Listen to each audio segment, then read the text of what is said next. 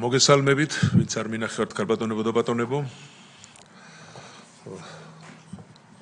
გადავდივართ აუდიტის ჯგუფის სტომაზე.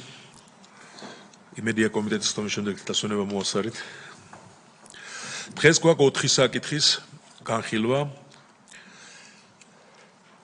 ამიტომ ძალიან გთხოვ ყველას, რომ ოპერატიულად გავიაროთ და ჩვენთვის საჭირო შეკითხვები დავსვათ, მაგრამ რაც შეიძლება ოპერატიულად. ეს საკითხებია სოფლის ექიმის სახელმწიფო პროგრამის მართვის შემდგომი რეაგირების ეფექტიანობის აუდიტის ანგარიში. პერიოდი მოიცავს 23-24 წლებს, გაიცა 4 რეკომენდაცია. პანდემიის შემდგომ პერიოდში ინფექციების მართვის ეფექტიანობის აუდიტის ანგარიში.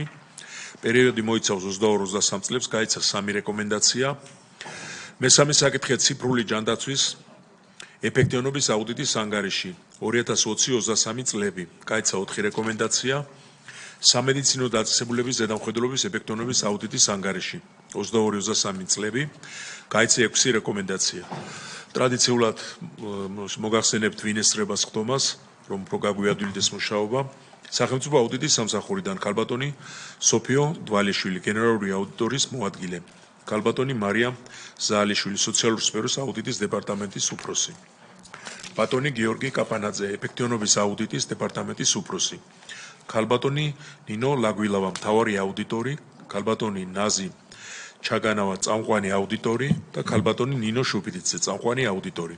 საქართველოს ოკუპირებული ტერიტორიებიდან დევნილთა შრომის ჯანმრთელობისა და სოციალური დაცვის სამინისტროდან ქალბატონი ირინა წაქაძე, მინისტრის მოადგილე და ბატონი გიორგი პატარიძე, მინისტრის მოადგილე. შეგახსენებთ, კი ვიცით, მაგრამ თუ ვინმე პირველად არის, რომ გადაიცემა პირდაპირ ეთერში, ჩვენ ვიხილავთ ყველა ანგარიშს აუდიტისას. სხდომა წარიმართება შემდეგნაირად. აუდიტი წარმოადგენს თავის მიგნებებს, შენიშვნებს და ამაზე გაცემულ რეკომენდაციებს. შემდეგ სამინისტროები თავიანთ მოსაზრებას გამოთქვამენ თუ რას ფიქრობენ ამ შენიშვნებზე და რა გეგმა აქვთ შესრულებაზე.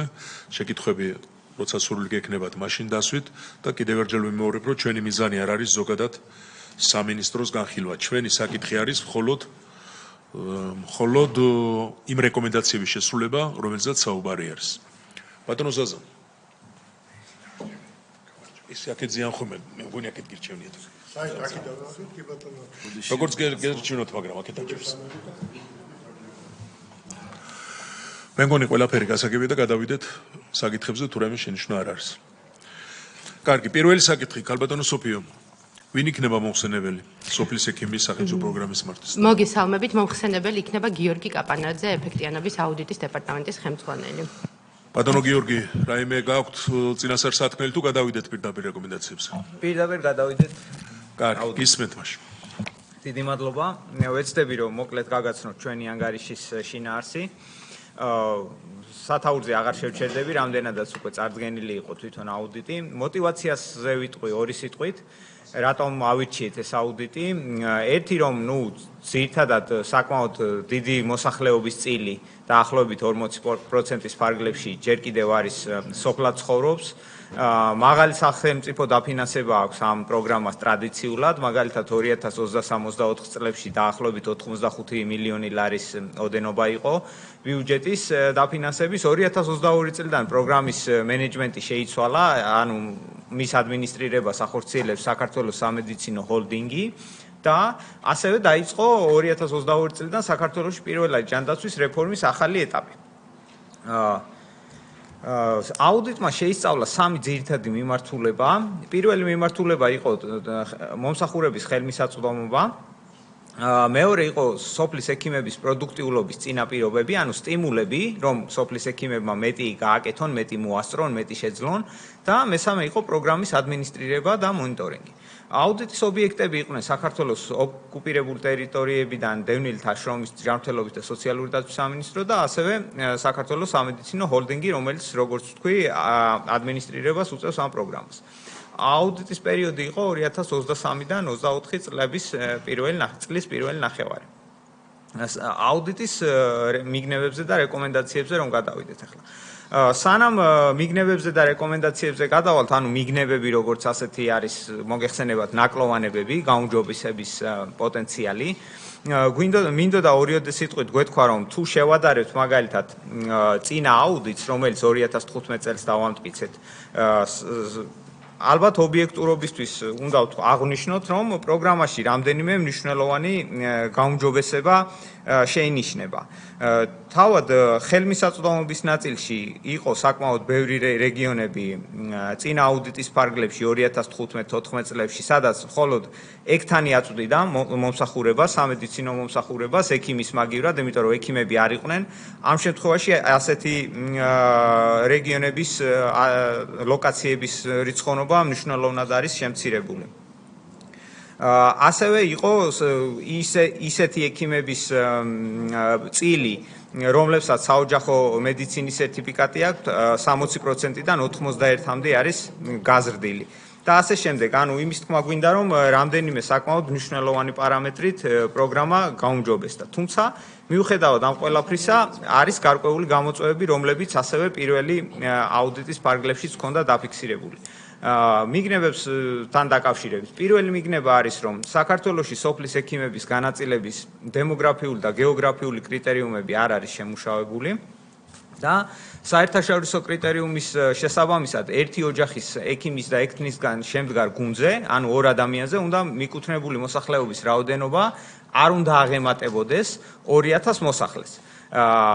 ასეთ შემთხვევებში ჩვენთან არის ადმინისტრაციული ტერიტორიების 6%, რომლებშიც მოსახლეობის რაოდენობა ექიმის და ექთნის გუნდზე აღემატება ამ რეკომენდებულ ზღვარს.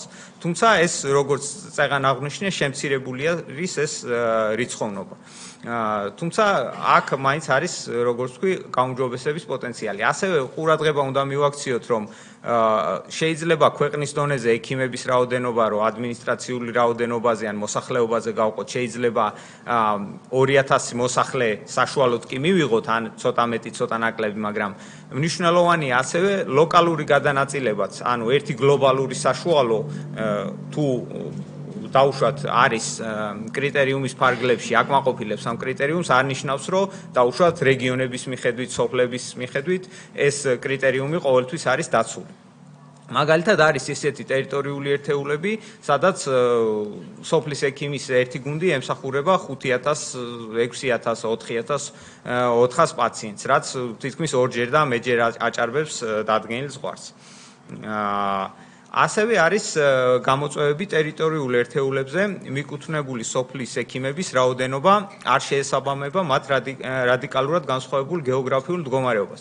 ანუ აქ გულისხმობთ, რომ ზოგჯერ რამდენიმე ადმინისტრაციული რაიონს ემსახურება ერთი სოფლის ექიმი, მაგალითად აი მარცხენა გრაფიკზე როგორც არის წარმოდგენილი, მწვანე რგოლები არის დასახლებული პუნქტები და ერთი წითელი რგოლი არის, სადაც ექიმი არის განთავსებული, მისი პუნქტი არის ექიმის პუნქტი და მეორე შემთხვევაში ორია სოფლის ექიმი ყავს ერთ ადმინისტრაციულ ერთეულს, რომელიც მხოლოდ 2.5 კილომეტრით არის დაშორებული ერთმანეთთან. ანუ წეგან რაც აღვნიშნე, ადგილობრივი ლოკალური განსხვავებებიც რეგიონებს შორის საკმაოდ დიდი არის. ასევე, ერთ-ერთი ტრადიციული გამოწვევა კიდევ რაც აქვს სოფლის ექიმების პროგრამას არის, რომ ახალგაზრდა ექიმებს არ აქვს სოფელში დასაქმების мотиваცია, რამაც შესაძლოა წლების შემდგომ გამოიწვიოს საკადრო დეფიციტი და თუ შევხედავთ ასაკობრივ განაწილებასაც 60-დან 61-დან 71 წლამდე ასაკის ექიმები შეადგენენ ყველაზე დიდ წილს სოფლის ექიმების სიმრავლეში, რაც თავისთავად საყურადღებოა იმისთვის, რომ სამინისტრომ ამაზე რაღაცა გრძელვადიანის ხედვა შეიმუშაოს. მეორე მიგნებას, რაც ეხება სოფლის ექიმების პროდუქტიულობის წინაპირობებს. ტერიტორიულ ერთეულში დასაქმებული სოფლის ექიმების დატვირთვა განსხვავებულია. ეს გარკვეულწილად შეიძლება ობიექტური გარემოებებითაც იყოს განპირობებული, თუმცა ასევე გამოწვევა ექიმების მხრიდან პროგრამით გათვალისწინებული სამიზნე მოსახლეობის სრული მოცვა. ანუ მთლიანად ყველა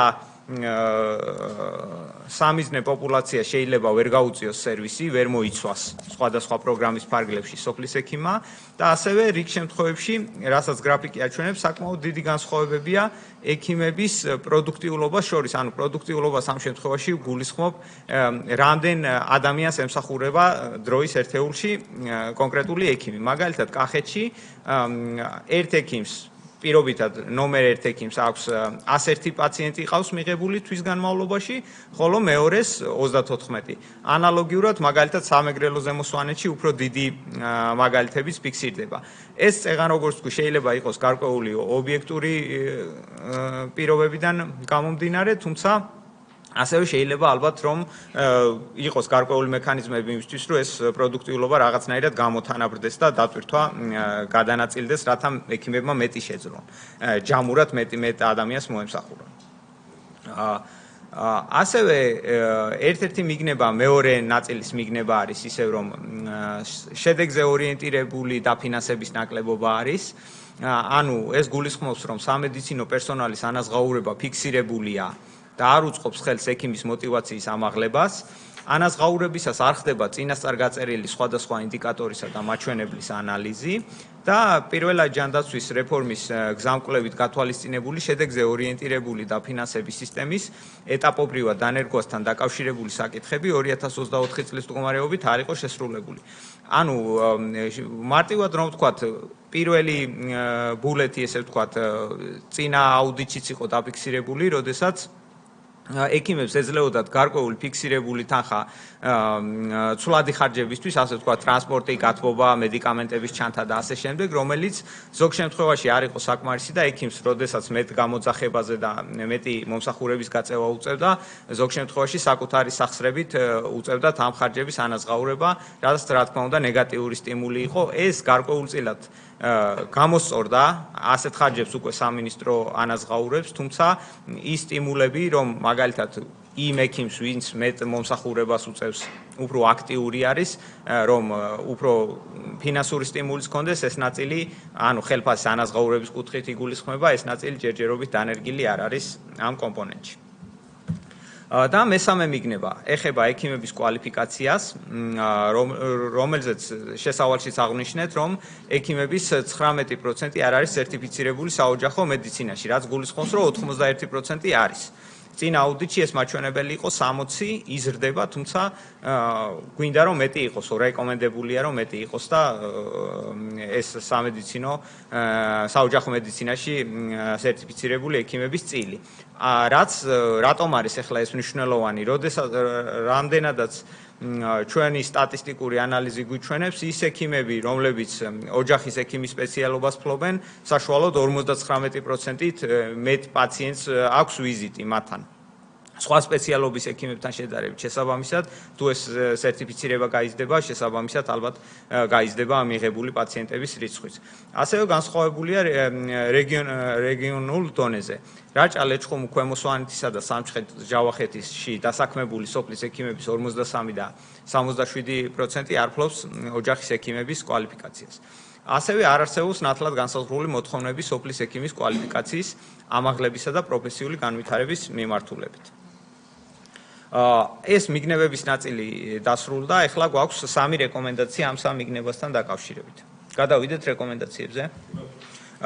პირველი რეკომენდაცია ეხება სამინისტროს სოფლად პირველადი ჯანდაცვის მომსახურების ხელმისაწვდომობის გაზრდისა და სამედიცინო პერსონალის ოპტიმალურად განაწილების მიზნით დაადგინოს დემოგრაფიული და გეოგრაფიული კრიტერიუმები ტერიტორიული ერთეულებისთვის, აღნიშნულის გათვალისწინებით შეაფასოს ადამიანური რესურსები და განსაზღვროს სოფლის ექიმების საკმარისი რაოდენობა თითოეული ტერიტორიული ერთეულისთვის და სხვა დაინტერესებულ უწყებებთან კოორდინაციით შეიმუშაოს სოფლად საკმარისი რაოდენობის და შესაბამისი კვალიფიკაციის სოფლის ექიმების მოძიების საშუალოვადიანი / გრძელვადიანი ხედვა და შესაბამისი სამოქმედო გეგმა. ეს ეხებოდა პირველ რეკომენდაციას. მეორე რეკომენდაცია არის, რომ სამინისტრომ სოფლის ექიმების мотиваციის ამაღლებისა და დაკისრებული ფუნქციების ჯერუნად შესრულების სტიმულირების მიზნით პირველადი ჯანდაცვის რეფორმის სრულად ამოქმედებამდე შეიმუშაოს სოფლის ექიმების ანაზღაურების სისტემა, რომელიც დაფუძნებული იქნება წინასწარ განსაზღვრულ რაოდენობრივ და ხარისხობრივ ინდიკატორებზე. მაგალითად, პროგრამით გათვალისწინებული მომსახურებებით სამიზნე მოსახლეობის მოცვა და სხვა. და რეკომენდაცია 3.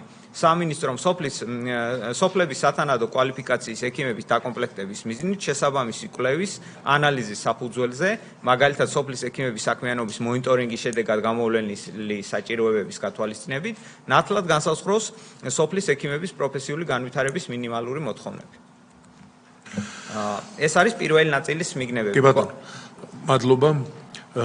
სტატუსი რა აქვს? სტატუსი ჯერჯერობით ეს ანგარიში იქიდან გამომდინარე, რომ დეკემბერში დავამტკიცეთ, ჯერჯერობით სამოქმედო გეგმის შეთანხმებაზე ვმუშაობთ სამინისტროსთან.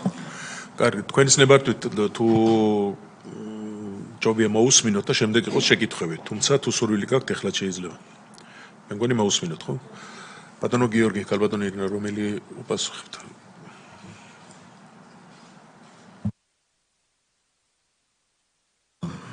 მოგესალმებით.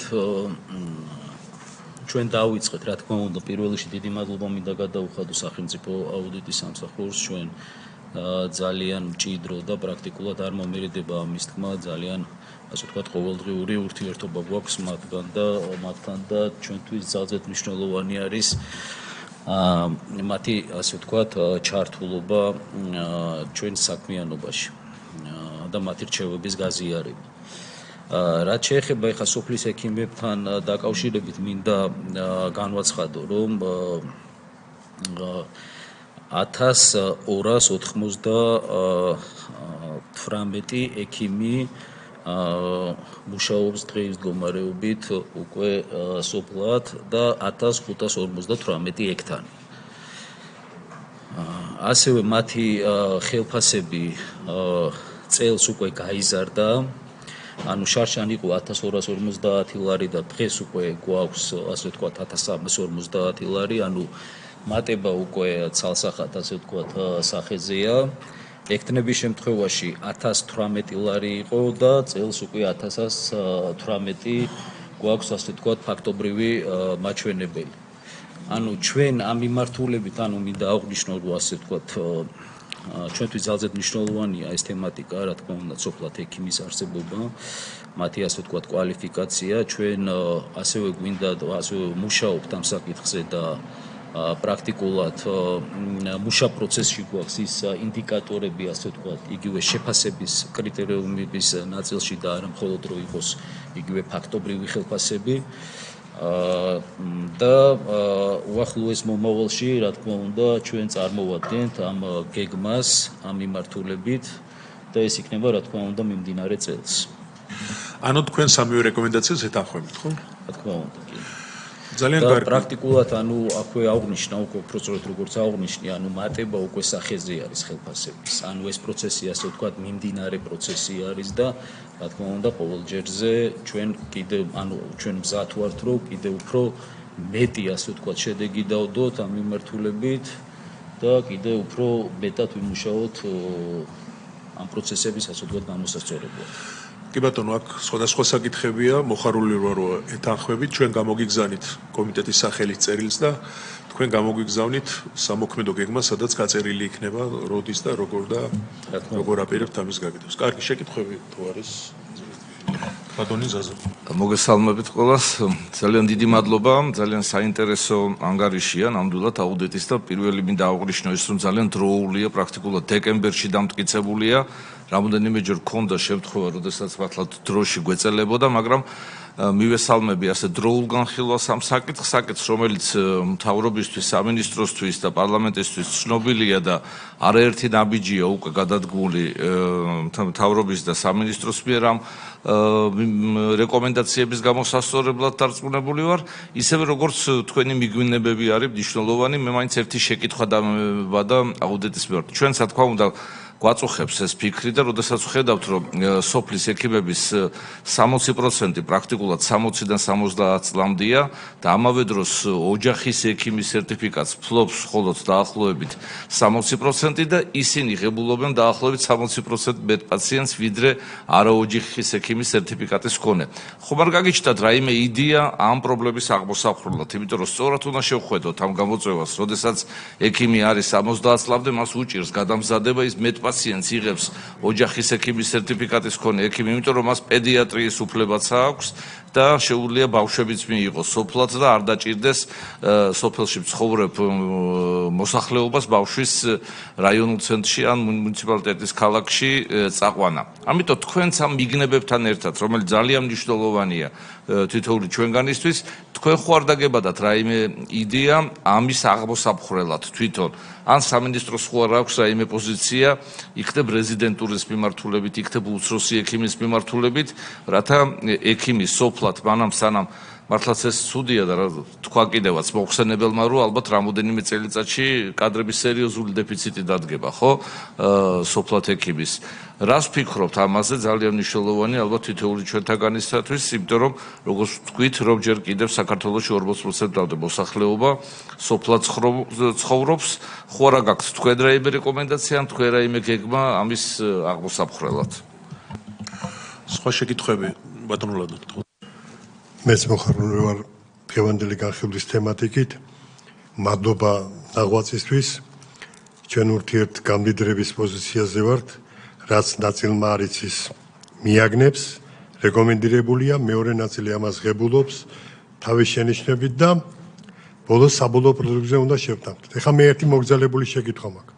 ეს ძალიან კარგი რგოლია, ურთულესი და პირველადი ჯანდაცვა, ეს საერთოდ ყველაზე დამსახურებული და განვითარებული და მაღალკვალიფიციური ადამიანების ხვედრია. ბევრი რამე უნდა იცოდე და მე სორტირებაში, დიფერენცირებაში მიიღო მონაწილეობა. მე ესეთი შეკითხვა მაქვს, ხო არ გაგიმახვილებიათ ყურადღება ამ რგოლის ამოვარდნის თაობაზე. პაციენტები, რომლებიც სოფლის ექიმის მიღმა, ექიმთან არ ყოფილან, ისე მიდიან სხვა დაწესებულებაში. ტოვებენ ამ რგოლს. ამის мотиваცია ხო არ ეს გარკვეულწილად ექიმის იმ რეალიზაცია, კაპიტალიზაციას ხელს უშლის. ყოველი პაციენტი ახალი გამოცდილება, ახალი სწავლა არის, ახალი მიგნება არის და მე ამ დაგროვილი ცოდნის სხვაზე განანაწილება.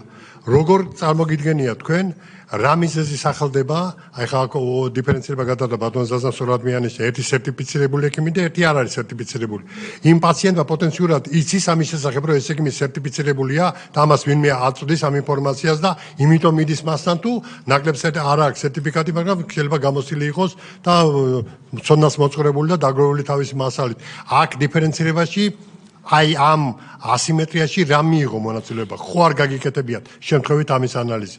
და მეორე რამეც მინდა გითხრათ, ის გაკეთება ადგილზე შეიძლება განათლებული ექიმის ჩართულობით, მისი ცოდნის კარგად გადაცემით პაციენტზე, პაციენტი არის შენი ნაწილი, შენ ნავში უნდა ჩაჯდეს, რომ იმ პაციენტმა ირწმუნოს შენი და როგორც მკურნალობაში, ასე საბოლოო პროდუქტის მიღების დროს ნაკლები დანახარჯით ან სწორად დანახარჯით ხას უსვამ, არ გაზარდოს ჯიბის ხარჯი და არ გაზარდოს სახელმწიფო მიერ გამოყოფილი ფულის ხარჯი.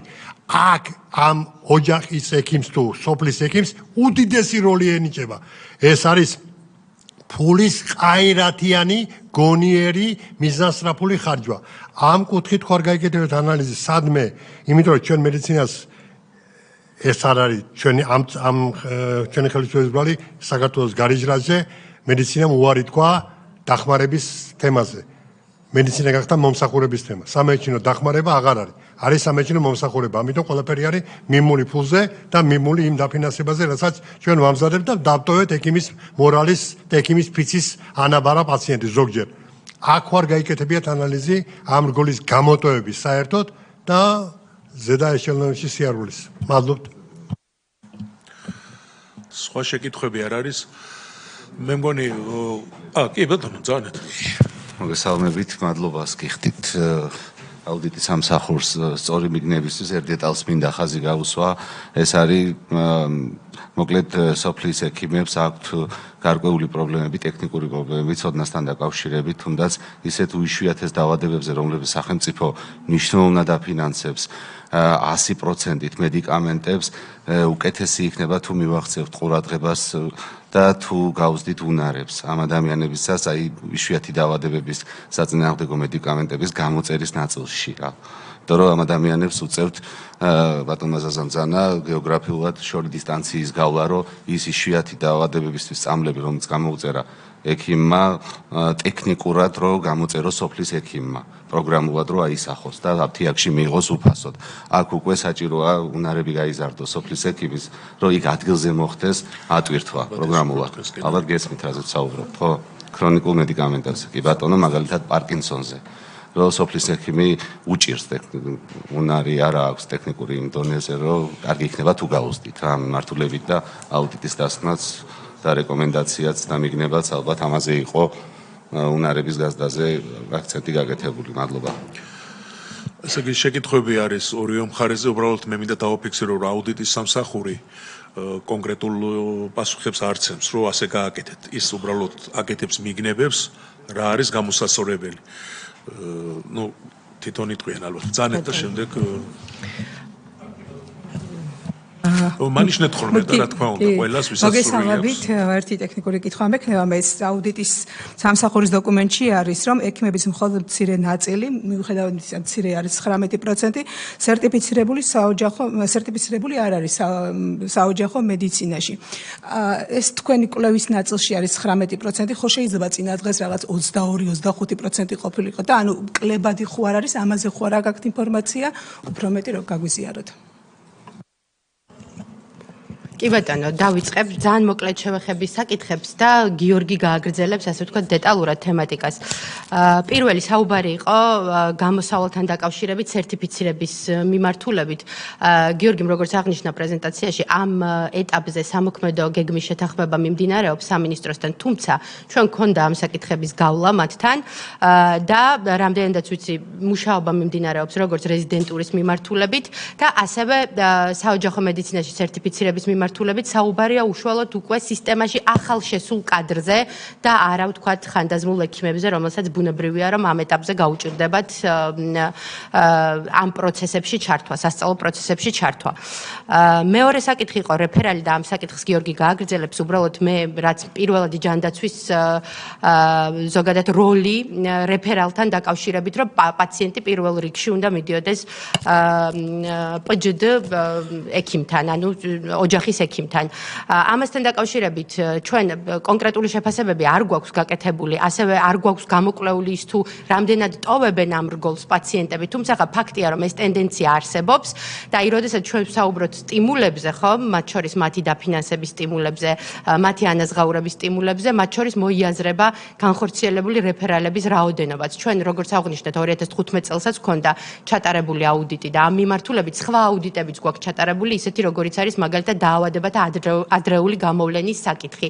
და სწორედ ამას ვამბობდით, რომ უნდა არსებობდეს სტიმული სოფლის ექიმებისთვის და ზოგადად ოჯახის ექიმებისთვის, რომ თუ ის გააკეთებს რეფერალს და ეს რეფერალი იქნება სწორი, მაგალითად ონკოლოგიის მიმართულებით, მას ამაში, ასე ვთქვათ, შესაბამისი ანაზღაურებაც უნდა მიიღოს, რომ ასე ვთქვათ, გაძლიერდეს მათი როლი ამ მიმართულებით, მათ შორის დაავადებათა ადრეული გამოვლენის კუთხით.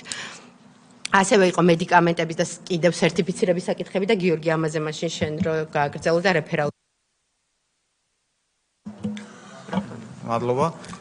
სოფიო იყო პირველი აუდიტის ავტორი და ამიტომ არის ესე ჩართული აქტიურად, თვითონ იყო აუდიტორი და კარგად იცის ეს საკითხები. რაც შეეხება ახლა მეც ბევრს ვერ დავამატებ, უბრალოდ ორი საკითხი. პირველი ამ 19%-თან დაკავშირებით ნამდვილად მცირდება იმ ექიმების პროცენტი, რომელსაც არ აქვს სერტიფიკატი. პირველი აუდიტი 10 წლის წინ რო ჩავატარეთ, მაშინ 60%-ს ჰქონდა სერტიფიკატი და 40-ს არ ჰქონდა. ეხლა 91-19-ზე არის. ანუ სიტუაცია უმჯობესდება. ამ ნაწილში პოზიტიური დინამიკა ნამდვილად არის. რაც შეეხება ბატონ ლადოს კითხვას ამ იმასთან დაკავშირებით პირდაპირ მეკარიბჭის ფუნქციას რო ვერ ასრულებს პირველადი ჯანდაცვა.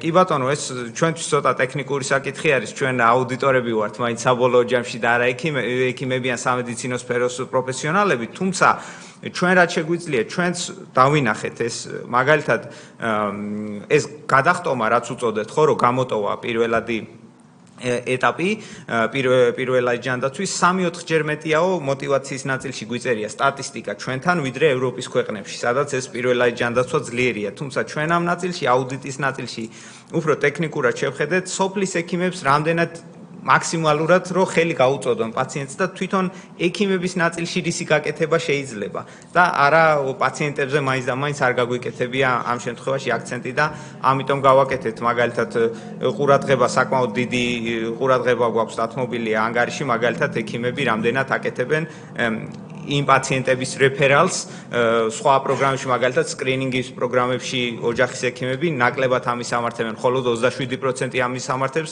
რაც შეიძლება იყოს ერთ-ერთი განმაპირობებელი ფაქტორი იმის, რომ მე უკვე ზედარგოლში ხვდება ბევრი ადამიანი. თუმცა ამის ბევრი კომპლექსური საკითხია, მოკლედ და აუდიტს ეს არ შეუსწავლია ცალსახად.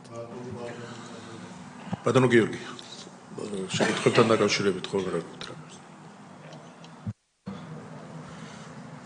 თქვენს კითხვასთან დაკავშირებით იგივე დავუშვათ ჩვენ ასე ვთქვათ არა მხოლოდ სოფლის ექიმების მიმართულებით ზოგადად ანუ სისტემურად დაგეგმილი გვაქვს რომ კვალიფიკაციის ამაღლების კუთხით დავნერგოთ ძალიან ახალი და ძალზედ მნიშვნელოვანი ასე ვთქვათ პროდუქტები ჯანდაცვის სისტემის მასშტაბით რომელსაც ასევე უახლოეს პერიოდში წარმოვადგენთ ანუ გეგმის სახით მიმდინარე წელს ასევე მე არ შემიძლია რომ არ აღვნიშნო თუნდაც ის ფაქტორი რომ გასულ წელს იგივე სოფლის ექიმების ბიუჯეტი სახელმწიფო ბიუჯეტი იყო 45 მილიონი ლარი წელს გვაქვს 59.5 მილიონი ლარი აქაც მატება არის ანუ ეს ხალხსახად უკვე მეტყველებს იმაზე რომ კაპიტალიზაციის პროცესი ასე ვთქვათ რეკაპიტალიზაციის პროცესი მიმდინარეობს სოფლის ექიმების პროგრამის მიმართულებით და ზოგადად სახელმწიფო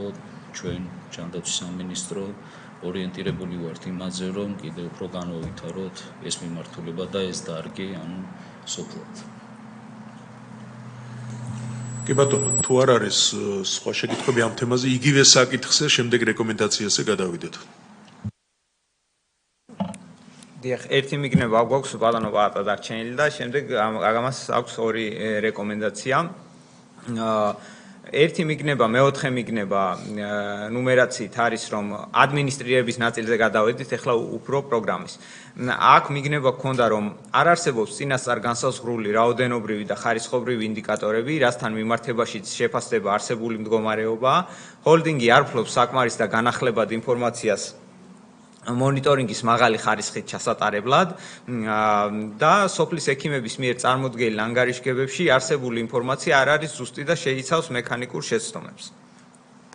შესაბამისად, ამასთან დაკავშირებით რეკომენდაცია, მეოთხე რეკომენდაცია სამინისტროს მიმართ გვაქვს, რომ შედეგზე ორიენტირებული ანგარიშვალდებულებისა და სოფლის ექიმების ეფექტიანი მონიტორინგის სისტემის შექმნის მიზნით განსაზღვროს პროგრამის და სოფლის ექიმების საქმიანობის მონიტორინგის რაოდენობრივი და ხარისხობრივი ინდიკატორები და გაწეროს ჰოლდინგის მიერ განსახორციელებელი მონიტორინგის პროცესი და შეიმუშაოს ან დანერგოს სოფლის ექიმების ანგარიშგების ისეთი ფორმა ან სისტემა, რომელიც ჰოლდინგს მიაწვდის ეფექტიანი მონიტორინგისთვის საჭირო /საკმარის ინფორმაციას, მაგალითად პროგრამით გათვალისწინებული მომსახურების სამიზნე მოსახლეობის, პაციენტისთვის გაწეული მომსახურების შესახებ და ასე შემდეგ.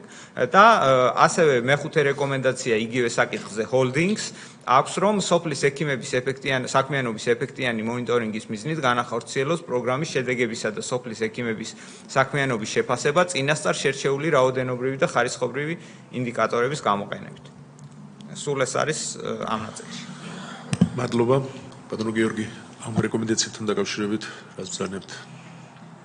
ბატონო, ამ რეკომენდაციას ვიზიარებთ, ასევე ამაზეც რა თქმა უნდა უკვე პროექტის სახით ასე ვთქვათ გაწერილი გვაქვს ამნაკლოვანებების აღმოფხრის პროექტი, რომელსაც რა თქმა უნდა კიდევ ერთხელ განმეორდები და მიმდინარე წელს ამასაც წარმოვადგენთ. მე ვფიქრობ, რომ თუ იგივე იცით რა არის პროექტის ნაწილში, ანუ გარკვეული ასე ვთქვათ რისკები გამოიკვეთა სოფლად ინტერნეტთან დაკავშირებით, ანუ ჩვენ გვინდა რომ იგივე პროგრამულ ნაწილში განვახორციელოთ მსგავსი მონიტორინგის პროცესები, თუ მოგცემ საშუალებას იგივე სოფლად ინფორმაციული ტექნოლოგიების საშუალებას, შესაბამისად ამ მიმართულებითაც შესაძლებელი იქნება რომ დაინერგოს მომავალში მსგავსი მონიტორინგის პროცესები. კი, იცით რომ ეკონომიკის სამინისტრო თემაზე მუშაობს და უახლოეს წლებში მთელი საქართველო იქნება მოცული და რა თქმა უნდა ეს გაგიადვილებთ მუშაობას. შეკითხვები თუ არის? კარგი ბატონო, ჩვენთვის როგორც აუდიტის ჯგუფისთვის მთავარი არის რომ ის რეკომენდაციები რომელიც გაცემულია შესრულებადია ეთანხმებით და თხოვნა გვაქვს მე ამაზე აღარ გავმეორდები რომ როდესაც მოგწირთ კომიტეტის სახელით რომ ჩვენც მოგვაწოდოთ ეს ინფორმაცია თუ როგორ და როდის აპირებთ. დიდი მადლობა, გადავდივართ შემდეგ საკითხზე. პანდემიის შემდგომ პერიოდში ინფექციების მართვის ეფექტიანობის აუდიტის ანგარიში 22-23 წლებს მოიცავს გაიცა 3 რეკომენდაცია. ხალბატონო სოფიო, ვინ იქნება მოხსენებელი? მოხსენებელი იქნება მარიამ ზაალიშვილი, სოციალური სფეროს აუდიტის დეპარტამენტის ხელმძღვანელი. კარგი, გისმენთ ხალბატონო მარიამ.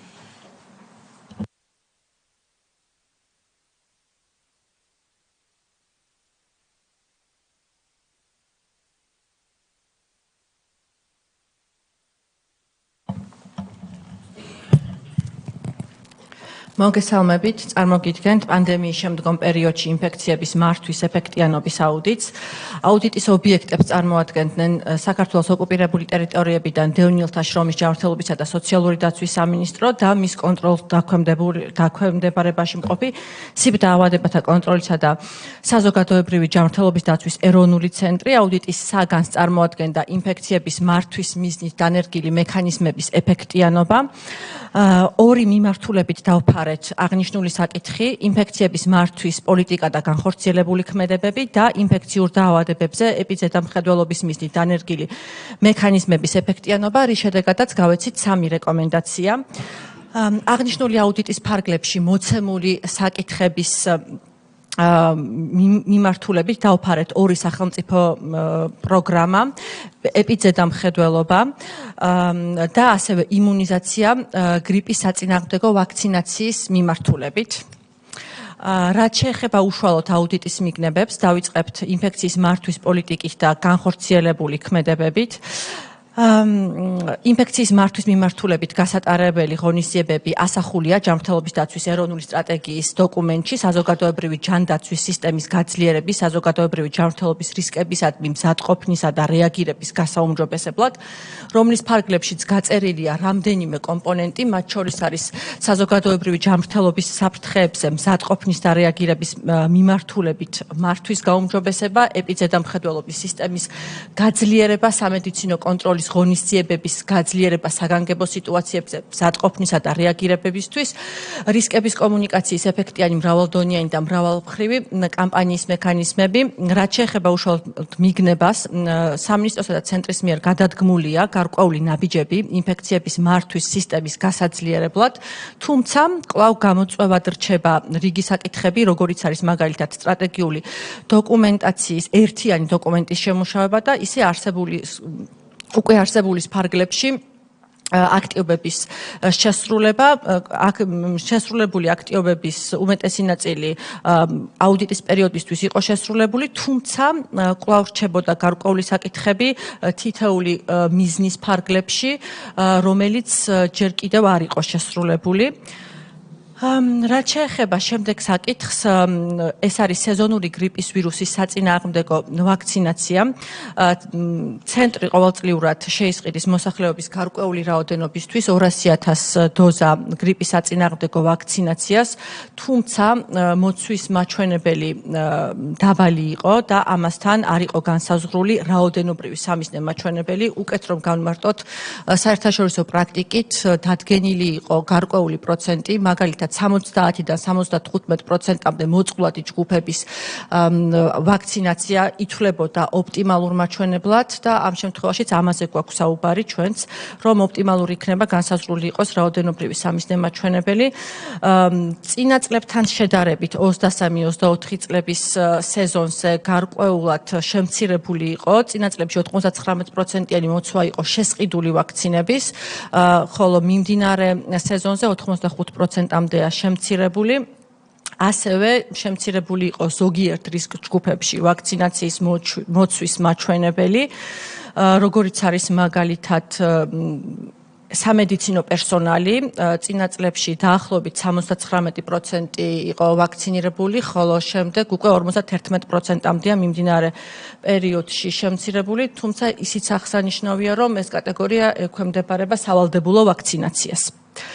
რაც შეეხება ცნობადობის გაზრდის თვალსაზრისით, ესეც იყო ჩვენი კვლევის ერთ-ერთი საგანი. აღსანიშნავია ის, რომ NCDC-ის და სამინისტროს მიერ ჩატარებულია კამპანია და ეს უკვე ჩვენი გამოკვლევის და გამოკითხვის შედეგებითაც დადასტურდა, გამოვკითხეთ შემთხვევითი შერჩევის პრინციპით მოსახლეობა. ცნობადობა მაღალი იყო იმის შესახებ, რომ მათ აქვთ შესაძლებლობა აიცრან, თუმცა მიზეზი, რის გამოც ბენეფიციარები ასახელებდნენ ჩვენთან საუბარში, არის ის, რომ მათ არ ჰქონდათ სურვილი. შესაბამისად, ჩვენი რეკომენდაციაც ამ მიმართულებით ამაზე გვაქვს აქცენტი, რომ ვაქცინაციის სარგებლიანობის შესახებ კამპანია ნაკლებად მოიცავდა საკითხებს და ორიენტირებული იყო ძირითადად ხელმისაწვდომობაზე. ერთ-ერთი შემდეგი საკითხი უკვე არის ინფექციის მართვის არსებული მექანიზმები, კერძოდ მონიტორინგი გადამდები დაავადებების სტატისტიკის წარმოების შესახებ.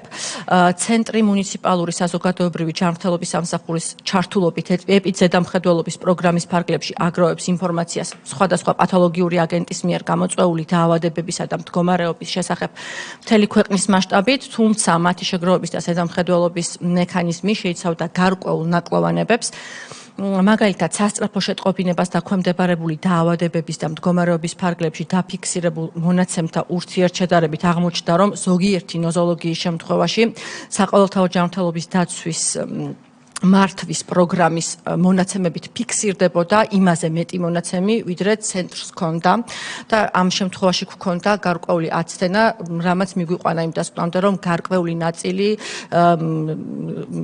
სასწრაფო შეტყობინებას დაქვემდებარებული დაავადებების არ მიეწოდებოდა ცენტრს დროულად.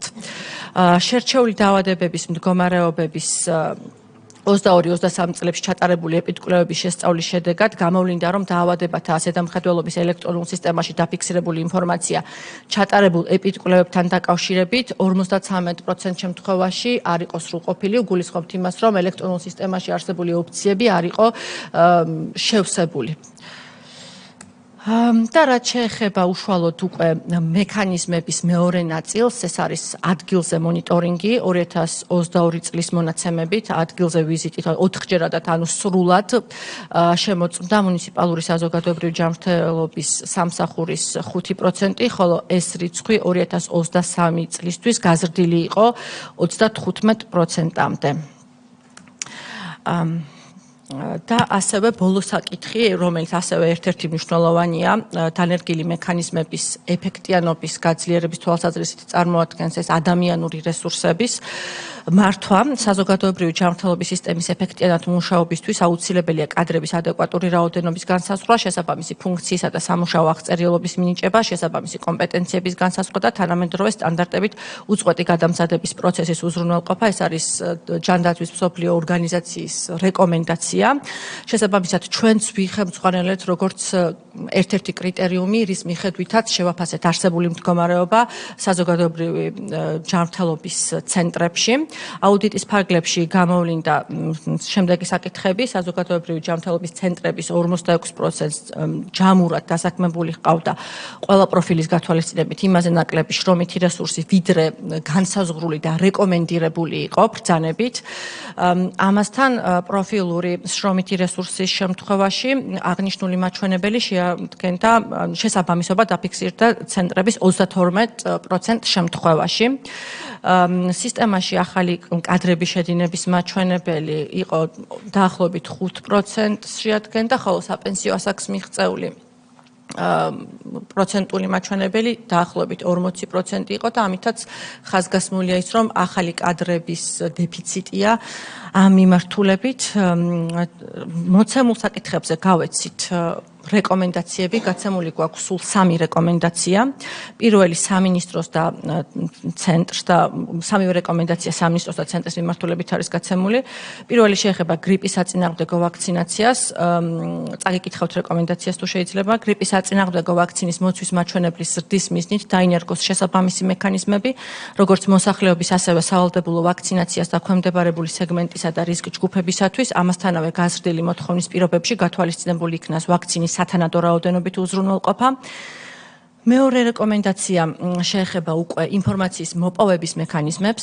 გადამდები დაავადებების შესახებ ქვეყნის დონეზე ზუსტი და სრული ინფორმაციის მოპოვების მიზნით დაინერგოს სამედიცინო დაწესებულებების მიერ წარდგენილი როგორც აგრეგირებული, ისე ინდივიდუალური შემთხვევების შესახებ მონაცემების ზედამხედველობის ეფექტიანი მექანიზმი და გაუმჯობესდეს დაავადებებზე ზედამხედველობის ელექტრონული ინტეგრირებული სისტემა და ბოლო საკითხი შეეხება ადამიანური რესურსების ნაწილს, საზოგადოებრივი ჯანმრთელობის დაცვის სფერო საკმარის და კვალიფიციური ადამიანური რესურსის უზრუნველსაყოფად შეფასდეს არსებული მდგომარეობა და შემუშავდეს დაინერგოს და ზედამხედველობა გაეწიოს არსებულ საჭიროებებზე მორგებულ ადამიანური რესურსის განვითარების გეგმას, რომელიც შესაძლებელს გახდეს გაუმკლავდეს არსებულ და მომავალ გამოწვევებს ინფექციების მართვის მიმართულებით.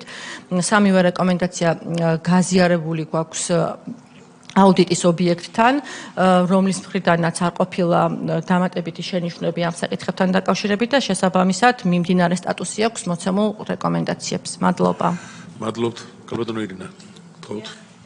დიდი მადლობა ამ რეკომენდაციებისთვის. ძალიან მოკლედ გამოვეხმაურები. პირველ რიგში აქ აღინიშნა, რომ გრიპის საწინააღმდეგო ვაქცინაციასთან დაკავშირებით გარკვეული საკომუნიკაციო კამპანია ჩატარდა, მაგრამ ეს იყო ძირითადად სარგებლიანობაზე ორიენტირებული, უბრალოდ მოცვაზე ორიენტირებული და არასარგებლიანობაზე. ვეთანხმებით ამ მიდგომას და აი ამ სამივე რეკომენდაციას სრულად ვიზიარებთ. უბრალოდ ერთადერთი დამატებით რა ინფორმაცია შემიძლია მოგაწოდოთ, რომ ჯანმოს დახმარებით შემუშავდა გრიპის საწინააღმდეგო ვაქცინაციის საკომუნიკაციო გეგმა. ანუ ერთი არის ზოგადად გრიპის საწინააღმდეგო ვაქცინების დარიგება და ხელმისაწვდომობა მთელი საქართველოს მასშტაბით და ასე ვთქვათ, ყველა მუნიციპალიტეტის მოწვით ცხადია აქცენტით შედარებით უფრო მოწყვლად ჯგუფებზე, იმიტომ რომ გვახსოვს ჩვენ პირველ რიგში გამოიყო გარკვეული კატეგორიები, ვისთვისაც პირველ ეტაპზე იყო აუცილებელი ვაქცინაცია და შემდეგ ეს გაფართოვდა და ფაქტობრივად მთელი საქართველოს მოსახლეობა მოიცვა. ერთი არის ის, რომ ეს ვაქცინები არსებობს, ხელმისაწვდომია ყველასთვის და ასე ვთქვათ, მისაწვდომობის პრობლემა არ არის, მაგრამ ეხლა მე როგორც ვხედავ, აქ კომუნიკაციის პრობლემა უფრო არის, იმიტომ რომ ჩვენ მოსახლეობას უნდა ვესაუბროთ არამხოლოდ იმაზე, რომ ეს გრიპის საწინააღმდეგო ვაქცინები არის, არამედ ამის სარგებლიანობაზეც. და ეს საკომუნიკაციო გეგმა, რასაც ეხლა წეღან გითხარით, აი ზუსტად ამას შეუწყობს ხელს. ხა ზოგადად სამინისტროში საკომუნიკაციო სტრატეგია არსებობს და მოგეხსენება თქვენ, რომ ძალიან ფართედ ანუ ამ სტრატეგიის ფართედ გამოყენება ხდება არამხოლოდ გრიპსა და ვაქცინაციასთან დაკავშირებით, გრიპის საწინააღმდეგო ვაქცინაციასთან, არამედ სხვადასხვა დაავადებებთან, იქნება ეს სკრინინგი, იქნება ეს ძუძუს კიბო, საშვილოსნოს კიბო, არ ვიცი, სხვადასხვა ესეთი დაავადებები, რომლებსაც ძალიან ესეთი მნიშვნელოვანი რისკ ჯგუფები გააჩნია. და რაც შეეხება გრიპის საწინააღმდეგო ვაქცინაციას, ამასთან დაკავშირებით საკომუნიკაციო გეგმაც არსებობს, როგორც გითხარით და ძალიან ფართედ გავრცელდება ახლა, რომ ჩვენ მოსახლეობას ვესაუბროთ არა მარტო ვაქცინების მისაწვდომობაზე, არამედ მის სარგებლიანობასთან დაკავშირებითაც. ძალიან ბატონო. უღრმესი მადლობა. ერთი სიამონება არის ამ პოლემიკის მოსმენა. პოლემიკა არა, კარგი რეკომენდაციებიც არის, კაი მიგნებებიც არის, კარგი პასუხებიც არის. ეხლა ჩვენ ობივატელზე გავთვალოთ ეს ყველაფერი. აი აქ მაგალითად მე მთელი ცხოვრება და ჩვენ სადღაც უკვე პარლამენტში მესამე მოწვევაში ვარ, ვიძახი რომ მოწევა ცუდია, მაგრამ ეძევიან. ვიძახი რომ აცრა კარგია და არ იცრიან. სადავართ? მიგნე ამ კონკრეტულ თემას შეიძლება, მაგრამ ნახან ეს საჯარო საშუალება მაქვს რომ მიკროფონში ეს კიდევ ერთხელ დავადასტურო ჩემი ასაკის კაცმა, მადლობასთან ერთად ესეც მინდა ვთქვა. ჩვენ გვყავს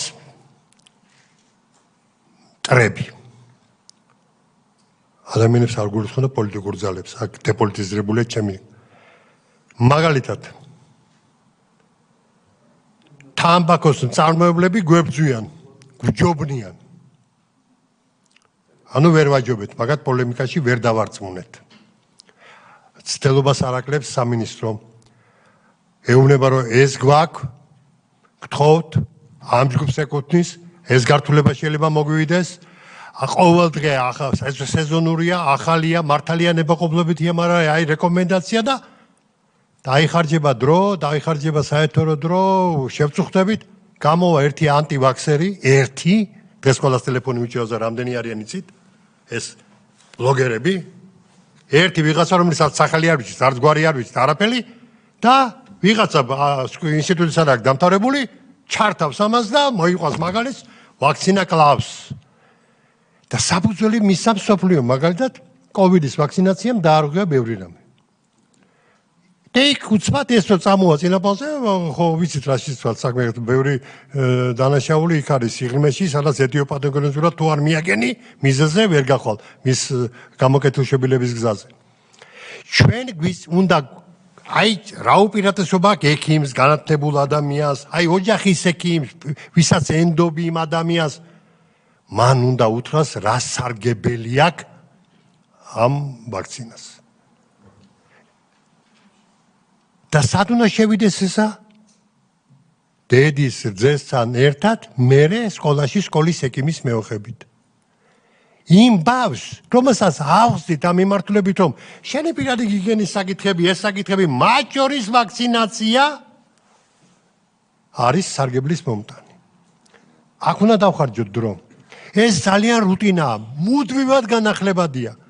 მაგრამ უნდა ვიცოდეთ, ჩვენ რომ 10 ვიტყვით, იქ ვიღაცა ნახევარსიტყვას იტყვის, ის გჯობნის, იმიტომ ის ადვილი გასაკეთებელია და ლიბერალური მიდგომაა და თუ ჩემი პასუხისმგებლობა არ ავისწრი და მაგრამ ცოტა შიშიც არის საჭირო ითქვას შესაშინებლად კი არა ვიღაცის სულიერების დასადგმად, არამედ უნდა უთხრათ, აი თქვენ ჩემო ძვირფასებო, რომელსაც გაქვთ ეს გართულება და ჩვეულებრივმა გრიპმა შეიძლება ბოლო მოგიღოთ. ამაში სახელმწიფოს ნუ დაადანაშაულეთ მე და პოლიტიკურ წილში ნუ აიყვანთ ყურადღება სახელმწიფოს მხრიდან. თქვენი პასუხისმგებლობა სად არის, ჩემო ძვირფასებო და სათაყვანებელო ბენეფიციარებო. აი აქ უნდა ვიყოთ. ახალგაზრდები უნდა თავიდანვე განმაწყოთ ზდასრულებს, რომელსაც მენტალობას ძნელად შეუძლია, მაგრამ მათთანაც უნდა ბევრი ვიმუშაოთ, რომ სახელმწიფოს მიერ დანახული გართულებები, რომელიც შეიძლება მოგვიტანოს და მისმა პრევენციამ სარგებელი მოგვიტანოს, ეს უნდა იყოს ადვილად აღქმადი, მისაღები და მე ხშირად მithავს უთოს რო ჩართავ, იმ უთომას უნდა ილაპარაკოს ამის სარგებლიანობაზე. აქ დანახარჯები რამდენიც არ უნდა იყოს, ჩვენ უნდა დავხარჯოთ ეს, იმიტომ იმ ადამიანებმა ნელა, მაგრამ ხშირად რო ესმის ეს გაისიგძეგან. დიდი მადლობა. მადლობა, ბატონო ლადო. თქვენ უფრო გამოსვლა გქონდათ საინტერესო და კარგი, ვიდრე შეკითხვა მე მგონი და შეკითხვები ხომ არ არის? კი ბატონო. ბატონო. აუდიტმა ახსენა 2022-ში 2023-ში იყო უფრო მაღალი პროცენტულობა ვაქცინების და მერე შემდეგ იკლო. უბრალოდ მაინტერესებს მე არა ვარ სამედიცინო განათლების მქონე ადამიანი და ეს ხო არ იყო კოვიდის შიშით გამოწვეული, თორე მაშინაც ხო იქნებოდნენ ინფორმირებული, თქვენ რო აკეთებთ ინფორმაციაზე აქცენტს, რა თქმა უნდა, ინფორმირებული ადამიანი, შეიარაღებული ადამიანია 21 საუკუნეში ძალიან მნიშვნელოვანია, რომ მას კონდეს სწორი ინფორმაცია, მაგრამ ეს ნაწილი ხო არ იყო, რომ მაინც მაგ წლებში კოვიდი იყო და ამიტომაც უფრო ჭარბი იყო მიმართვიანობა და ამიტომაც მოხდა უფრო მაღალი დოზით ვაქცინაცია. ჯანდაცვის სამინისტროს რო ეხება ალბათ ეს კითხვა უფრო პროფესიული მიმართულება და სხვა შეკითხვები თუ არა გვაქვს, ხომ არა გაქვთ ამას პასუხი? რატომ იყო? შესაძლოა ყოფილიყო. თქვენ ხო რას ფიქრობთ? კი ბატონო, სხვადასხვა განმარტებებს, რასაც გავეცანით, ზოგადი სტატისტიკაც ესეთია, რომ კოვიდის დროს გაიზარდა ასევე სეზონური გრიპის საწინააღმდეგო ვაქცინაციის ათვისების მაჩვენებელი. შესაბამისად, ჩვენ შემთხვევაშიც სავარაუდოდ ეს იყო, რომ 99% ათვისება სწორედ ამას უკავშირდება კოვიდის პერიოდს. ეს დავაზუსტებ თუ შევატყობ, თუ წინა პერიოდსაც ვნახავთ 19-18 წლებსაც ძალიან მაღალი იყო ათვისების პროცენტი. ამიტომ ის რაც ანტივაქსერებმა აკეთეს COVID პანდემიის დროს, იმან გამოიყო შედეგი შემდეგ. ამიტომ ერთიანი მუშაობა გვჭირდება იმისათვის, რომ განსაკუთრებით სეზონური გრიპის 4-ხვალენტიანი ვაქცინა, რომელიც შემოაქვს ჯანდაცვის სამინისტროს და სახელმწიფოს, ძალიან მაღალ ხარისხით გამოირჩევა და ძალიან მაღალი ეფექტურობით. ამიტომ რა თქმა უნდა, ყველაფერმა ამ შემთხვევაში საწინააღმდეგოდ იმოქმედა, რომ ათვისება ყოფილიყო ხალბატონო გრეტა ამ ვაქცინის შემდგომ პერიოდებში 100%-ით. ესე რაღაც რეკლამასავით გამომივა ალბათ და კარგი იქნება. მეც არასოდეს არ ამიცრია რაღაცათო და ეს ბოლო 2 წელიწადი ავიცარი და ძალიან მოყოლილი ვარ იმ გაგებით, რომ ერთი რამე რო არ შემხედროდა მაინც გრიპი არ არსებობდა და ახლა ჯერ არ შემხვდა და მეორე იმათ ხარ უფრო ძლიერად მორალურად რომ იცი რომ აცრილი ხარ და ნაკლები ის არის. ამიტომ მეც აუწოდებ ყველას, რა თქმა უნდა, ვისაც თავში უდევს რომ არ უნდა იცრას, ის არასოდეს არ აიცროს, მაგრამ ვინც მერყევს რომ ეს კარგი საქმე. კარგი, ეს საკითხიც ამოიწურა. აღარ გავმეორდები, პასუხები მოგვივა, შემდეგ როგორ იქნება, გადავიდეთ მესამე საკითხს. ციფრული ჯანდაცვის ეფექტიანობის აუდიტის ანგარიში. პერიოდი მოიცავს 20-23 წლებს, გაიცა 4 რეკომენდაცია. ქალბატონო სოფიო, ვინ იქნება? მარიამი წარმოადგენს. მარიამ, გთხოვთ. წარმოგიდგენთ ციფრული ჯანდაცვის ეფექტიანობის აუდიტს, ობიექტებიც ამ შემთხვევაშიც ჯანდაცვის სამინისტრო და მის სისტემაში შემავალი ერთეულები, ინფორმაციული ტექნოლოგიების სააგენტო, სამედიცინო და ფარმაცევტული საქმიანობის რეგულირების სააგენტო და საქართველოს სამედიცინო ჰოლდინგი იყო. აუდიტის საგანს წარმოადგენდა ციფრული ჯანდაცვის ელემენტების ეფექტიანი და პროდუქტიული მართვა. მოვიცავით 2020-2023 წლები. 4 რეკომენდაცია გავეცით და საკითხები შევისწავლეთ 2 მიმართულებით. პირველი დაგეგმვა და განვითარება და შემდეგ უკვე გამოყენება ციფრული ჯანდაცვის ელემენტების. რაც შეეხება უშუალოდ ციფრული ჯანდაცვის ელემენტებს, ჩვენი აუდიტისთვის შევარჩიეთ 3 მათგანი. ეს არის ჯანმრთელობის ელექტრონული ჩანაწერები, იგივე EHR სისტემა, რომელიც აუმჯობესებს პაციენტის ჯანმრთელობის შესახებ ხარისხიანი, ზუსტი და დროული ინფორმაციის მიმოცვლას სამედიცინო პერსონალს შორის, მაგალითად სამედიცინო ისტორია, დიაგნოზი, დანიშნულება, მკურნალობა, ასე შემდეგ.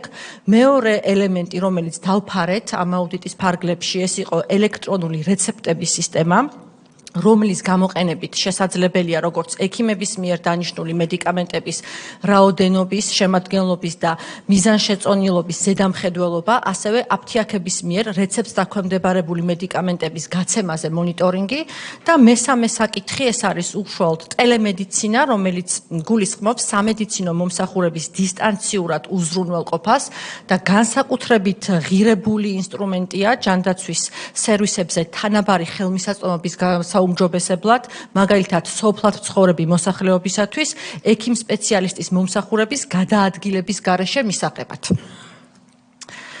რაც შეეხება აუდიტის მიგნებებს, დავიწყოთ ციფრული ჯანდაცვის დაგეგმვით და განვითარებით.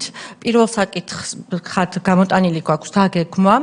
ჯანმრთელობის დაცვის სისტემის გასაუმჯობესებლად მნიშვნელოვანია საინფორმაციო და საკომუნიკაციო ტექნოლოგიების დანერგვა, გამოცდილება მაჩვენა, რომ ამისათვის აუცილებელია არსებობდეს სტრატეგია ეროვნულ დონეზე და თანმიმდევრულად განხორციელდეს ქმედებები.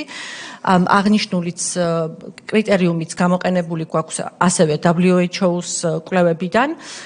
რაც შეეხება მიგნებებს, ციფრული ჯანდაცვის სხვადასხვა ელემენტის დანერგვა ქვეყანაში დაიწყო სულ მცირე 2016 წლიდან. იმ ელემენტების, რომლებიც ჩვენი აუდიტის ფარგლებშია შესწავლილი. მიგნებას რაც შეეხება აუდიტის პერიოდისთვის არ იყო შემუშავებული ერთიანი მიდგომა მისი დანერგვისა და განვითარებისთვის.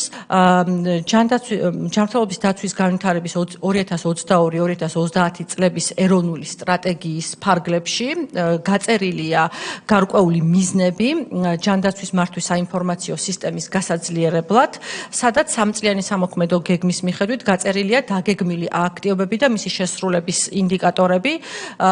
ერთ-ერთი საკითხი, რომელიც ამ აუდიტით მოვიცავით დაგეგმვის ნაწილში იყო ზუსტად ამ საკითხების შესწავლის მონიტორინგი და 2023 წლისთვის მისაღწევი აქტივობების ნაწილი არ იყო სრულად შესრულებული.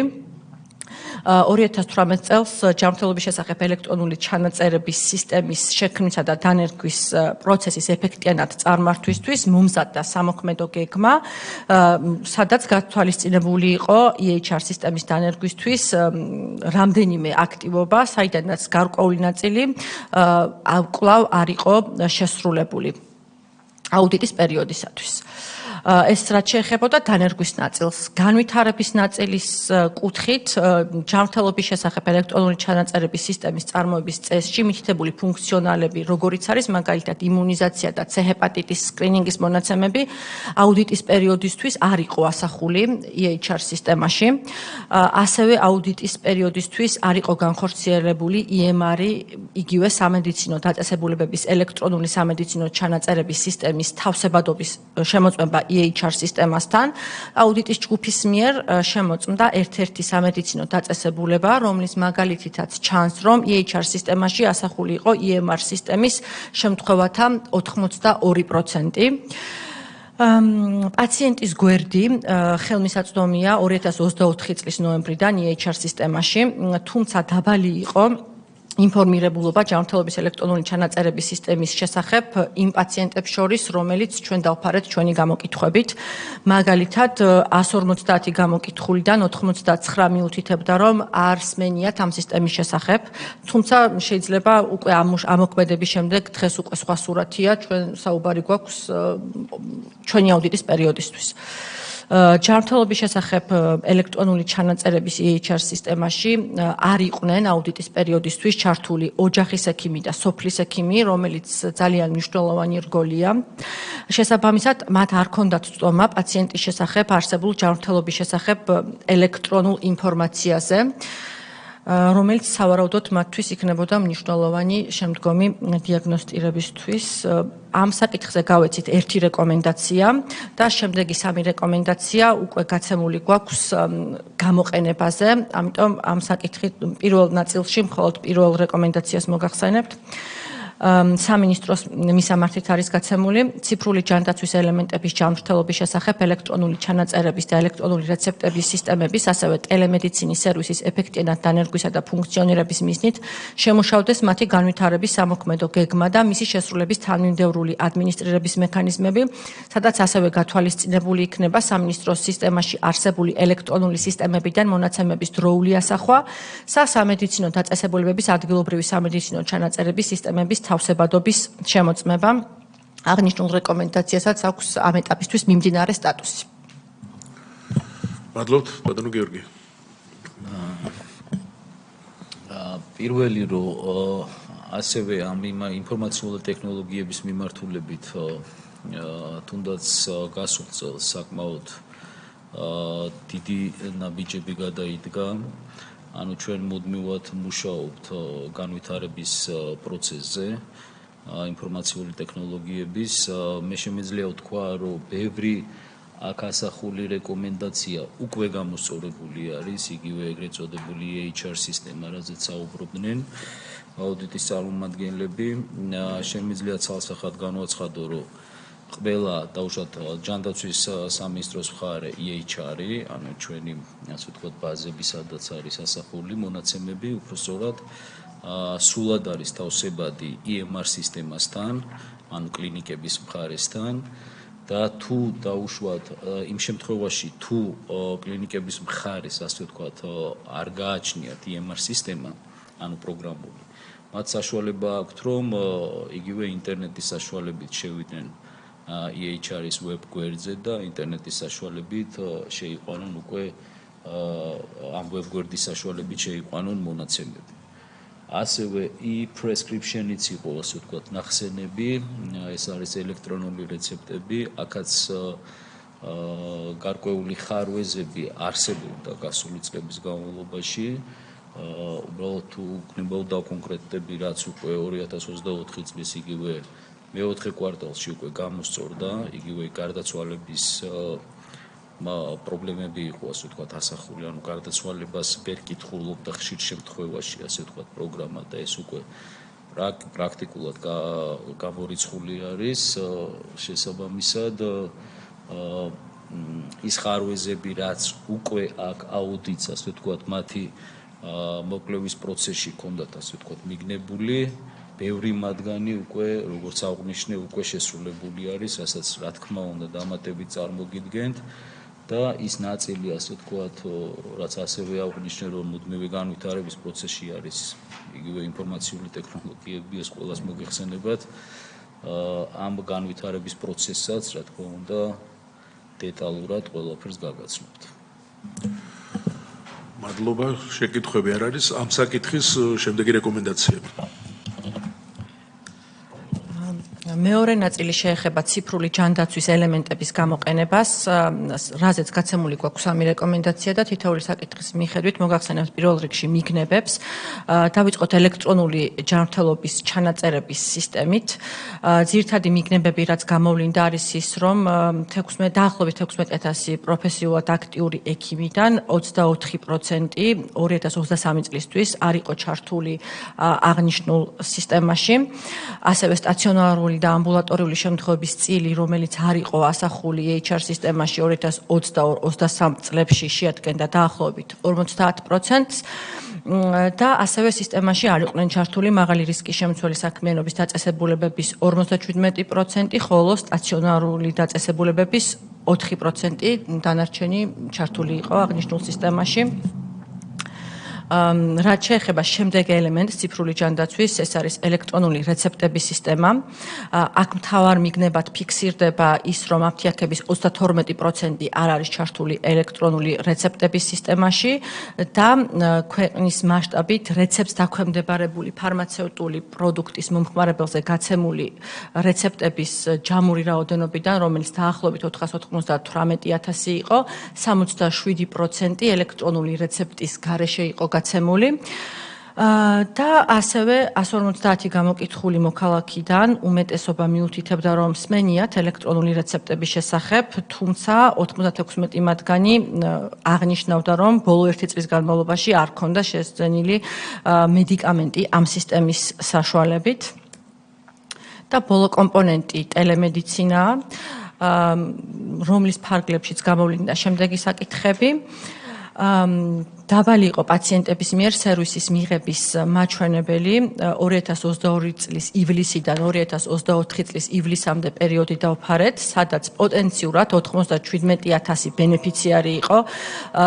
აღნიშნული ბენეფიციარების 4%-ს ჰქონდა ტელემედიცინის სერვისები გამოყენებული, თუმცა აქვე ისიც უნდა აღვნიშნოთ, რომ ეს არ ნიშნავს, რომ მხოლოდ 4% იყენებს. ჩვენ შევადარეთ პოტენციურ ბენეფიციარებს, შესაძლოა გარკვეულ მათგანს არ ჰქონდათ საჭიროება ექიმ სპეციალისტების მიმართვიანობის. ჩვენ უბრალოდ საუბარი გვაქვს, რომ შესაძლებელია ტელემედიცინის სერვისების გაუმჯობესებას აქვს პოტენციალი ხელმისაწვდომობის ზრდის თვალსაზრისით და საშუალოდ პოტენციურად შეიძლება 97,000 ბენეფიციარი ჰყავდეს მომავალში მომხმარებელი. ასევე არ იყო გაწერილი კრიტერიუმი, რომელთა მიხედვით მოხდებოდა აპარატურის გადაცემა სოფლის ამბულატორიებისთვის. პირობითად რეგიონებში არსებობდა მუნიციპალიტეტებთან უფრო დიდი მანძილით დაშორებული სოფლები, სადაც ბენეფიციართა რაოდენობა მეტი იყო, ხოლო არ იყო ჩართული ამ პროგრამის ფარგლებში და ტელემედიცინის სერვისით არ სარგებლობდნენ. ასევე ტელემედიცინის სერვისების ამოქმედების თარიღიდან 22 წლის ივლისიდან 24 წლის ივლისამდე 6 სოფლის ექიმის მიერ არ იყო გამოყენებული აღნიშნული სერვისი და ასევე არ იყო გამოყენებული 3 ხელსაწყო, როგორც არის სპირომეტრი, სტეტოსკოპი და ოფთალმოსკოპი. და აღნიშნულ საკითხებზე გაცემული გვაქვს რეკომენდაციები.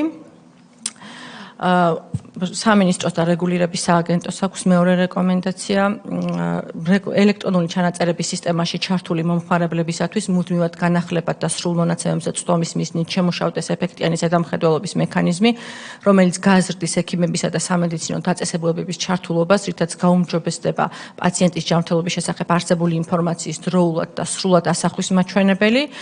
შემდეგი რეკომენდაცია რეგულირების სააგენტოს მისამართით არის გაცემული ელექტრონული რეცეპტების სისტემის ეფექტიანად ამოქმედების მიზნით შემუშავდეს ისეთი ზედამხედველობის მექანიზმი, რომელიც შეამცირებს რეცეპტს დაქვემდებარებული მედიკამენტების ურეცეპტოდ გაცემის შესაძლებლობას და ბოლო რეკომენდაცია გაცემულია ჰოლდინგის მისამართით ტელემედიცინის სერვისების გაუმჯობესებასთან დაკავშირებით. ტელემედიცინის სერვისების დანერგვისა და მისი ეფექტიანად ფუნქციონირების უზრუნველსაყოფად შემუშავდეს იმგვარი ადმინისტრირების მექანიზმი, რომელიც უზრუნველყოფს ტელემედიცინის აპარატურის პროდუქტიულ გამოყენებას, რაც გულისხმობს აპარატების სოფლების მიხედვით განაწილებისას გეოგრაფიული და დემოგრაფიული ფაქტორების გათვალისწინებას, აპარატურის გამართული და უწყვეტი ფუნქციონირებისათვის შესაბამისი ინფრასტრუქტურის უზრუნველყოფას, სოფლის ექიმებისათვის ტელემედიცინის სერვისის გამოყენების მიზნით мотиваციის ზრდას და სოფლად მცხოვრები მოსახლეობის ტელემედიცინის სერვისების შესახებ ინფორმირების ამაღლებას. სამივე რეკომენდაციას აქვს მიმდინარე სტატუსი. მადლობა. მადლობა თქვენ, ბატონო გიორგი. ძანეთ და ანუ აქაც იგივე პოზიცია გვაქვს, ანუ ბევრი მათგანი ასე ვთქვათ, გასულ წელს 2020 წელს უკვე პრაქტიკულად შესრულებული არის, უბრალოდ პროექტირების რეჟიმში არის ინფორმაციული ტექნოლოგიების კუთხით და ამასაც რა თქმა უნდა 2025 წელს, ანუ მიმდინარე წელს ამას ყველაფერს დამატებით წარმოვიდგენთ. კი ბატონო, მადლობთ. უბრალოდ იმიტომ გეუბნებით, რომ ჩაწერეთ, რომ ჩვენ ამას გარდა იმისა, რომ პირდაპირ ეთერში მიდის, ამ ჩანაწერს ევროკავშირს უგზავნით, მონიტორინგის ქვეშ არის და შეფასებები კეთება და ამიტომ არ გაიკვირდეთ, როდესაც გთხოვთ, რომ ყველამ ჩავრდოთ ხოლმე, რომ ბატონო ლადო გისურვებთ. კიდევ ერთხელ მადლობით დავიწყებ, მაგრამ საჯაროების პრინციპიდან გამომდინარე, ჩემი აზრი უნდა დავაფიქსირო. ერთმა ციფრმა ამ დიდ ნამუშევარში და დიდი მადლობა ღვაწლისათვის, ეს ყველა პოტენციურ ბენეფიციარზეა გათვლილი, მიიქცია ჩემი ყურადღება, როცა ვეცნობოდი ამ მასალებს. 67% უპასუხისმგებლობა წამალდა. რეცეპტს დაქვემდებარებულია და ურეცეპტოდ გაიცა. ბენეფიციარის მიმართ პასუხისმგებლობა ვინ უნდა იკისროს? რეცეპტის დაწერა ეს არის ხელოვნება. ეს არის პაციენტის მდგომარეობის სრული შესწავლის მერე მიღებული გადაწყვეტილება არსებული დაავადების მიმართ გატარებული ღონისძიებების ეფექტიანობაზე დამყარებული. რეცეპტის გამოწერა კი არ არის მარტო მთავარი. ეს რეცეპტი პერსონალურად ინდივიდს უნდა აუხსნა, როგორ მოიქცეს ამ წამალთა, რომელიც არასწორი მიღების შემთხვევაში გადაიქცება საწამლავად. აი ეს კიდევ ერთხელ, აი აქ ჩვენ დიდ საქმეს აკეთებთ, თქვენ ყველანი ახლა აქ ვინც ავართ, ამას ვსჯელოთ, ჩვენი მოსახლე ჩართულია და კიდევ ერთხელ მათი ყურისათვის ვამბობ, თქვენ ეს კარგად იცით, მით უმეტეს ექიმებმა. პირველი კითხვა დავსვათ, ეტიოპათოგენეზის გარეშე მედიცინა არ არსებობს და რა მიზეზია ისეთი, რომელიც 2 მილიონამდე ჯარიმას ახდევინებს ექიმს, ოღონდ რეცეპტი არ გამოწეროს. რატო ხდება ეს? შეკითხვა ხო უნდა დავსვათ. რა არის აქ და კიდევ ერთხელ ამ გზას ასθენილი წამალი სწორად მივიდა პაციენტთან, ის ხარ გახდა მე გართულების მიზეზი და მე ექიმთან დაგვიანებით მისვლის ან რაღაცის მიზეზი. ამას სჭირდება ძალიან დიდი, იმიტომ რომ ჩვენ მე უკვე მე 7 წელიწადი, მე 6 წელიწადია, მე ბატონისაზე აქ ვინც ახარ, მე დეპუტაციას გულისხმობ, ყველას დიდი მადლობა. ვიზახით პოლიპრაგმაზია. ეს სამალი, ეს დალოცვილი საშუალება ღვთისმიერი, სწორად დანიშნული იქნებ სადღაც სხვაგან მოექცა. და მისი არასწორად გამოწერის ან რაოდენობრივად გაზრდილი წამლების გამოწერა ჯიბის ხარჯს დის და ჯანმრთელობისათვის არაფერს სამსახურს არ აკეთებს. ამას რამდენჯერ ვიძახი, არ მერიდება, არავისი არ მერიდება უკვე კიდევ ერთხელ, იმიტომ რომ პოტენციურ ბენეფიციარი აქ ვინც ვართ, ყველა პოტენციური პაციენტები ვართ და ვინც გვისმენს ყველა, ექიმი ყველა ვერ გახდება, მაგრამ პაციენტი ყველა შეიძლება გახდეს.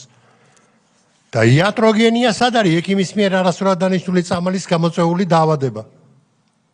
იმიტომ რომ იმან რაღაც ბონუსი მიიღოს, ცუდია ეს.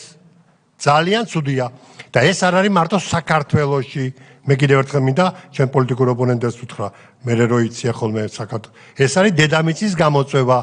მაგრამ ჩვენ ამ დედამიწის 8 მილიარდ მოსახლეობის შორის გამორჩეული გონიერებით უნდა ვიყოთ მიმართული ჩვენი პროტექტორატის ყოფი ადამიანების მიმართ, ანუ ბენეფიციარების, ანუ პოტენციური პაციენტების. კიდევ ერთხელ ვამბობ. ეს ყოველდღიურობა უნდა გახდეს, აი რას თქვენ ახლა აქ მე მოვისმინეთ, ჩვენი მსმენელი მაყურებელი ისმენს და მსჯელობის საგანი უნდა გახდეს. ეს არ უნდა იყოს პირდაპირ დაჟჯაზე ორიენტირებული. ღმერთმა დამიფაროს, რომელიმე ექიმი მის ფიცის გზიდან ამრიდებლად ჩავთვალო, მაგრამ ნებსი თუ უნებლიეთ მოსახლეობის დიდ ნაწილს უკვე ექიმის მიერ დანიშნული წამლის აღარ ჯერა. ერთი რამე გახსოვდეთ ჩემო ძვირფასო პოტენციური პაციენტებო, რომლებიც წამალს ღებულობთ. ერთ მისამართზე გაგზავნილი 20 წამალი საქმეს არ გააკეთებს, გზაში დახოცავენ ერთმანეთს. და გონიერი ექიმი, რომელიც ამაზე პასუხისმგებლობას აიღეს, ფარმაკოპეა რო იცის რა არის, წამლის მოქმედების მექანიზმი, მისი პირდაპირი დანიშნულება, გვერდითი მოქმედება, გართულება, უკუჩვენება და ეს თქვენზე იქნება გათვლილი ინდივიდზე. მხოლოდ ასეთი პასუხისმგებლიანი მიდგომა არის საჭირო წამლის მიღების დროს. ჩვენ ახლა ფინანსურ ნაწილს ვიხილავთ, მაგრამ ფინანსური ნაწილი არის ზედნართი. თავარია ის მორალური დეონტოლოგია, ეთიკა და ექიმის პასუხისმგებლობა. ექიმის მორალი პაციენტთან დამოკიდებულების დროს ყველაზე დიდი ჯილდოსი მისი გონიების მიერ გამოწვეული წამლის მიღების გზაზე. კიდევ ერთხელ დიდი მადლობა, მაგრამ ეს რო არ მეთქვა, ბატონ პატა, დიდი მადლობა ამის ერთგულობისათვის, რომ ესე მოთქვენით. მადლობა. კი ბატონო. მინდა დიდი მადლობა გითხრათ ნამდვილად ამ საინტერესო მიგნებებისთვის და რეკომენდაციების, რომელსაც სულად იზიარებს სამინისტრო და რა თქმა უნდა ჩვენც.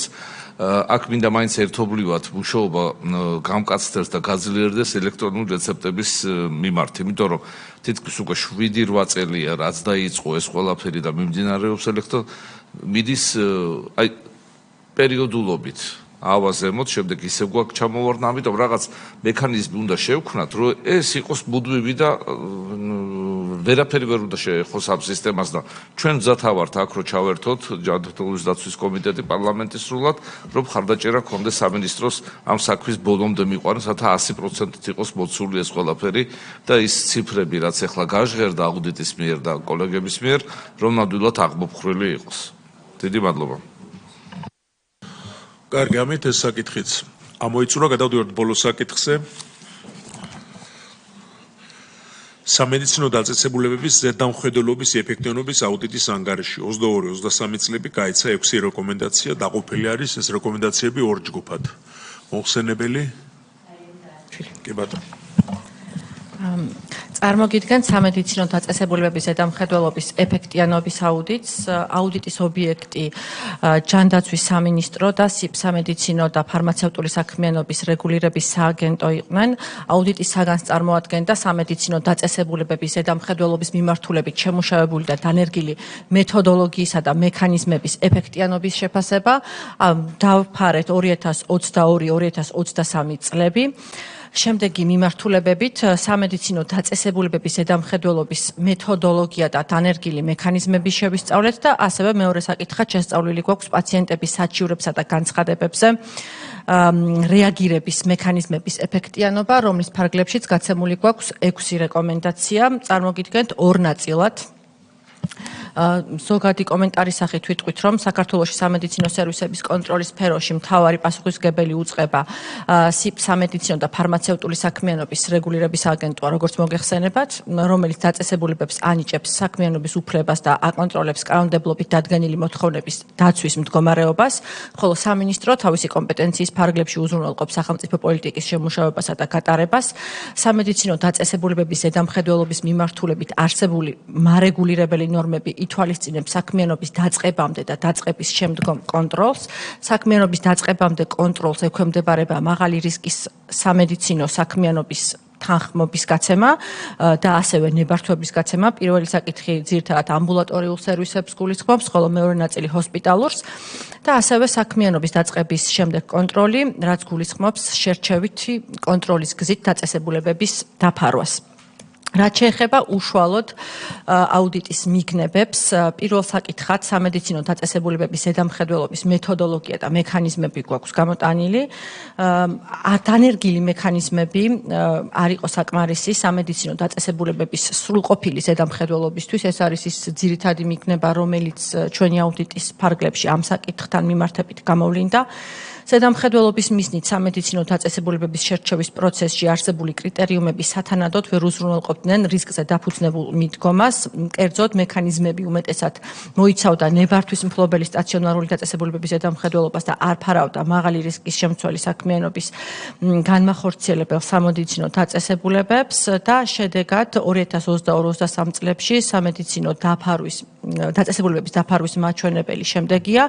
სტაციონარების 50% იყო დაფარული, ხოლო ამბულატორიების 3%. რაც შეეხება სამედიცინო დაწესებულებების ზედამხედველობის მექანიზმებს უშუალოდ 2023 წლიდან დაინერგა საერთაშორისოდ აღიარებული სამედიცინო დაწესებულებების აკრედიტაციის პროცესი, რომლის თანახმად დაწესებულებების შეფასებას ხარისხის უზრუნველყოფის კრიტერიუმის საფუძველზე ახორციელებენ საერთაშორისო მააკრედიტებელი ორგანიზაციები და ეს ძირითადად შეეხება საყოველთაო ჯანდაცვის პროგრამაში ჩართულ ჰოსპიტალებს. მიუხედავად ამისა, კვლავ გამოწვევად რჩება ქვეყანაში მოქმედ სამედიცინო დაწესებულებებში არსებული სერვისების ხარისხის შეფასება აუდიტის პერიოდისთვის.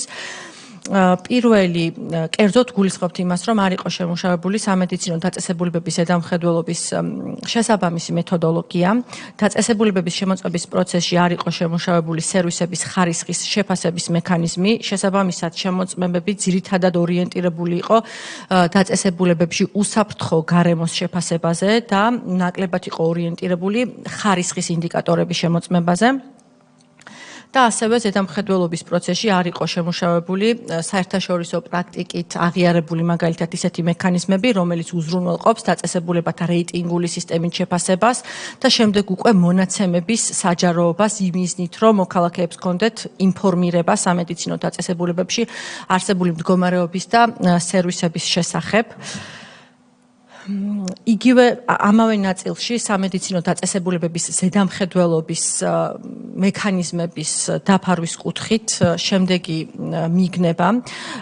მოქმედი მექანიზმები არ იყო საკმარისი. ქვეყანაში ახლად რეგისტრირებული სამედიცინო დაწესებულებებისა და მათი საქმიანობის შესახებ ინფორმაციის დროულად და სრულად მისაღებად, კერძოდ გულისხმობთ იმას, რომ ჩვენ შერჩევითი პრინციპით დავფარეთ სტომატოლოგიური დაწესებულებები და ქვეყანაში მოქმედი სტომატოლოგიური დაწესებულებების ნაწილი, რომლებიც ფიქსირდებოდა, არ იყო ასახული სააგენტოში საქმიანობის უფლების განმახორციელებლად რეგისტრირებული დაწესებულებების მონაცემთა ბაზაში.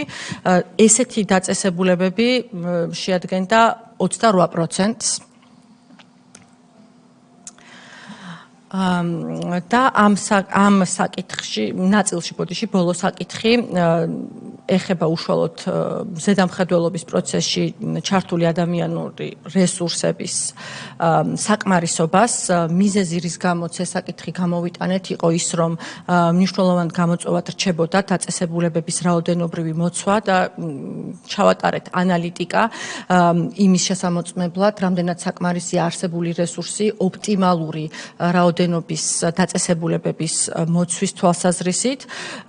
ინსპექტირების კუთხით არსებული რესურსი საკმარისი იყო მხოლოდ 26% სტაციონარების და 4% ამბულატორიების დასაფარად.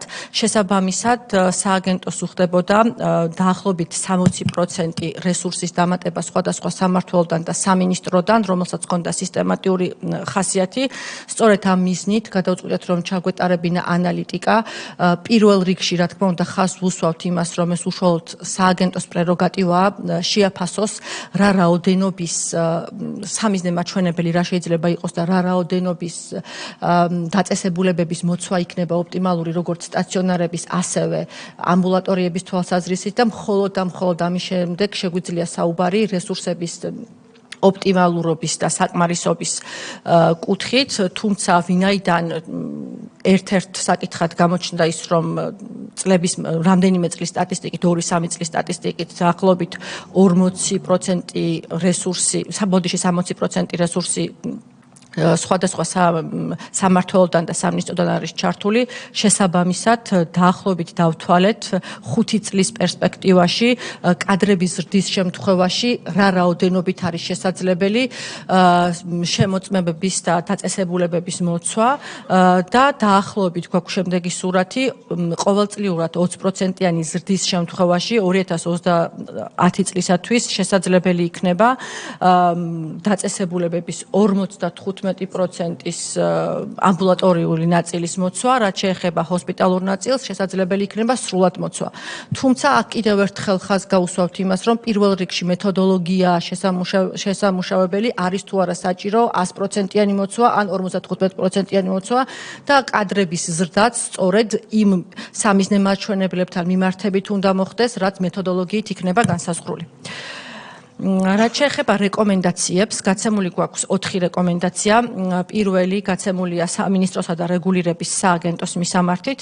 სამედიცინო დაწესებულებების ზედამხედველობის პროცესში სააგენტოს მიერ განსახორციელებელი ღონისძიებების ეფექტიანად დაგეგმვის მიზნით შემუშავდეს და დაინერგოს შესაბამისი კრიტერიუმები, რომლებიც უზრუნველყოფს დაწესებულებების შერჩევას რისკზე დაფუძნებული მიდგომის გამოყენებით, მოქმედი მაღალრისკიანი სამედიცინო დაწესებულებების სათანადო მოცვას.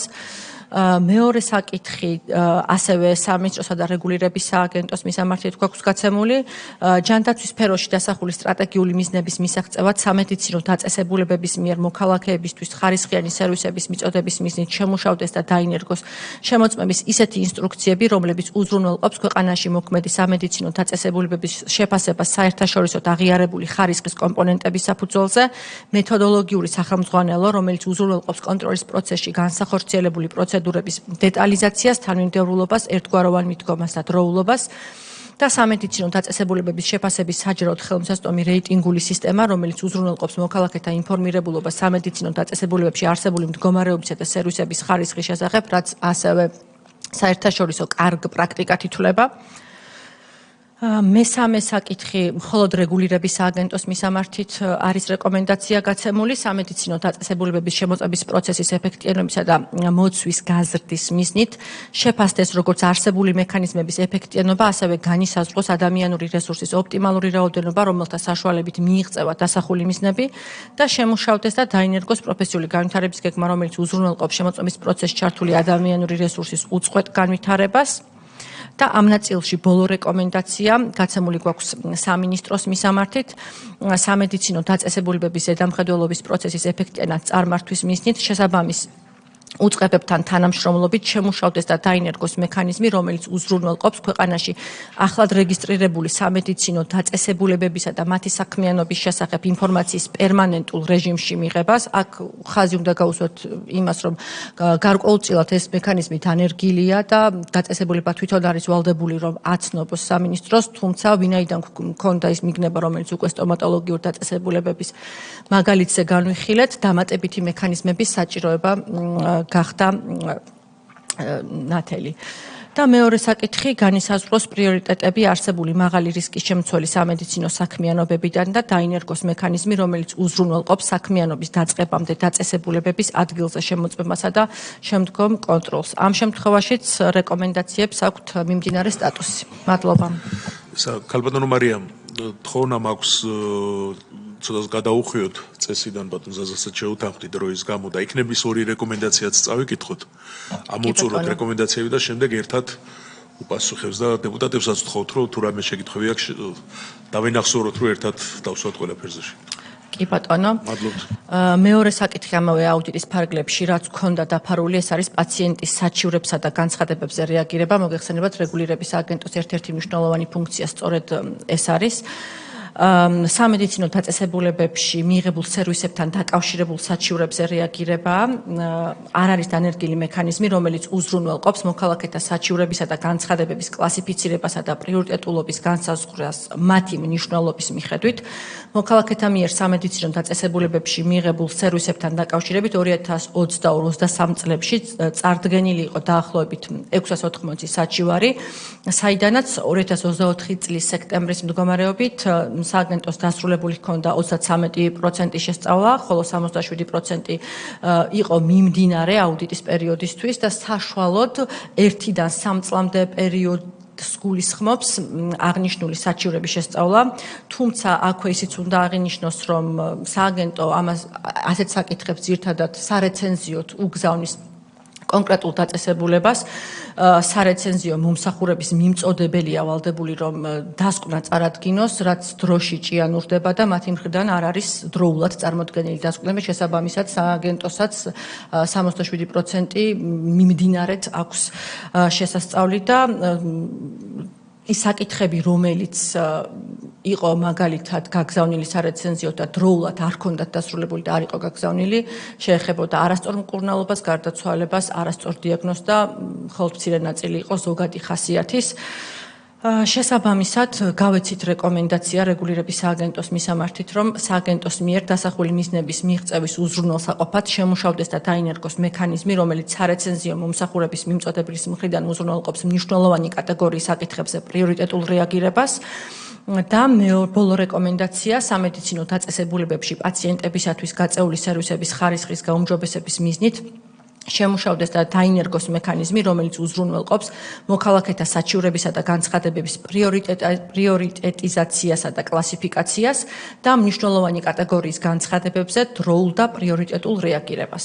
აღნიშნულ რეკომენდაციებზეც მიმდინარეა სტატუსი, განხილული გვაქვს აუდიტის ობიექტთან. მადლობა. მადლობა თქვენ, კალბატონო გთხოვთ. დიდი მადლობა ამ რეკომენდაციებისთვისაც.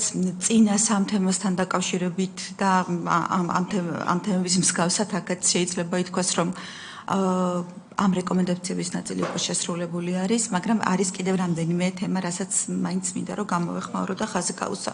ეხლა კონკრეტული გეგმები რა გვაქვს ამ მიმართულებით, აი მე შემიძლია ჩამოგითვალოთ დეტალურად, ნახეთ განახლდება რისკზე დაფუძნებული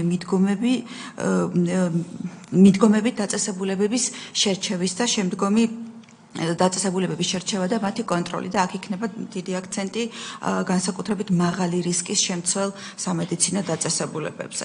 ასევე შემუშავდება მეთოდოლოგიური სახელმძღვანელო სამედიცინო მომსახურების ხარისხის შესაფასებლად და შემუშავდება პერსონალის განვითარების გეგმა. აქ ყურადღება გამახვილდა ბოლო პუნქტად საჩივრების მექანიზმზე, ხა ცხადია თქვენ მოგეხსენებათ, რომ ძირითადად საჩივრებზე რეაგირების განმახორციელებელი ორგანო სამინისტროში არის სამედიცინო და ფარმაცევტული საქმიანობის რეგულირების სააგენტო, რომელიც ყოველდღიურად არ ვიცი, სხვადასხვა გზით შემოსულ ასობით საჩივარს განიხილავს. მაგრამ ეხლა აქ ცხადია, ხო, რა არის პრობლემა, ანუ უნდა მოხდეს ამ საჩივრების კლასიფიკაცია და პრიორიტეტიზაცია. ანუ შესაძლებელია საჩივრების დიფერენცირება თემატურად, მნიშვნელობის მიხედვით, პრიორიტეტის მიხედვით, ადამიანის სიცოცხლის და ჯანმრთელობისთვის პოტენციური საფრთხის შემცველობის მიხედვით.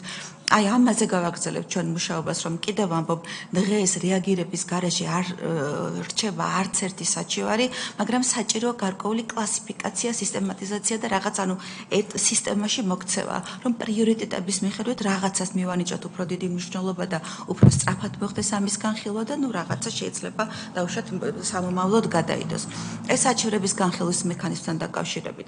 ასევე იყო ყურადღება გამახვილებული სტომატოლოგიაზე და აქ უბრალოდ მინდა ინფორმაცია მოგაწოდოთ, რომ უწყვეტ სამედიცინო განათლებასთან დაკავშირებით აქ სტომატოლოგია ერთ-ერთი მნიშვნელოვანი სეგმენტია აქ და არა მხოლოდ სტომატოლოგია, ჩვენ გვაქვს ძალიან საინტერესო რეფორმები ამ წელს დადგენილი, ეს ეხება ქულების მოპოვების პროცესს, გარკვეულწილად შაშან, რომელ პროფესიებსაც არ ქონდათ საკმარისი ქულები მოპოვებული, ჩვენ მათ მივეცით გარდამავალი პერიოდი და დამატებითი ვადა ამ ქულების შესავსებად.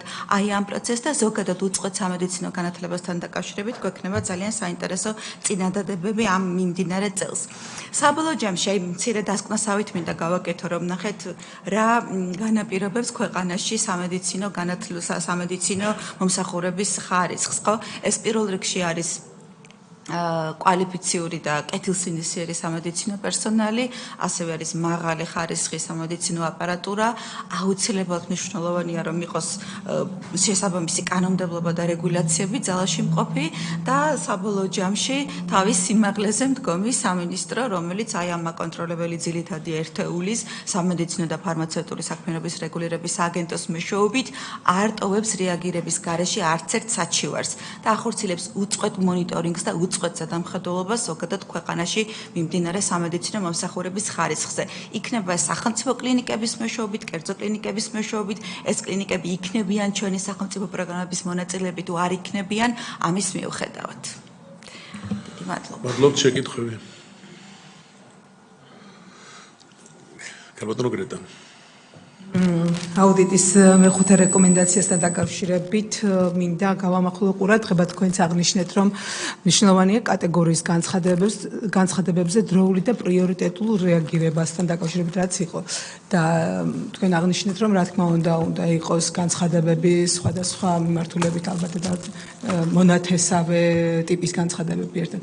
ანუ პრიორიტეტულ რეაგირებაში ხო არა გაქვთ რაღაც ვადები განსაზღვრული, რამდენ ხანში უნდა მოხდეს განცხადების განხილვა, ამაზე ხო არ მუშაობთ ამ მიმართულებით, იმიტომ რომ პრიორიტეტული თავისთავად ნიშნავს, რომ ეს არის ძალიან მნიშვნელოვანი სფეროსთვის იმ კონკრეტული თუნდაც кейსიდან გამომდინარე და რამე ვადებში ხო არ იმუშავებდით ამ მიმართულებით. განსაზღვრებით ვადას უფრო სწორედ. სხვა შეკითხვები ხომ არ არის?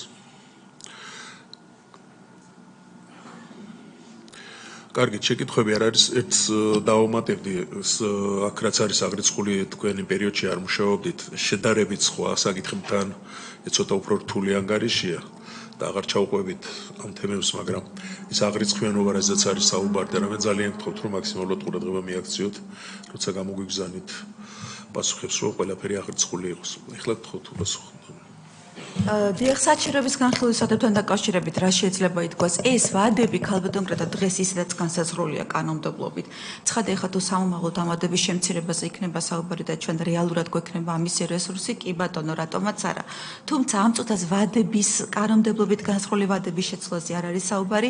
აქ არის საუბარი, რომ შეიძლება ხელოვნური ინტელექტის დახმარებით მოხდეს არსებული კანონმდებლობის ვადებში და ფარგლებში პრიორიტეტიზაცია იმ საჩივრების, რაზეც აქ ანგარიში იყო საუბარი და ამის განხილვა გარკვეული სისტემატიზებული მიდგომით პრიორიტეტების მიხედვით. თორემ ვადები გასაგებია, რომ დღეს კანონმდებლობით გვაქვს უკვე განსაზღვრული და მეტნაკლებად ვცდილობთ ყველანაირად რომ დავიცვათ ეს ვადები.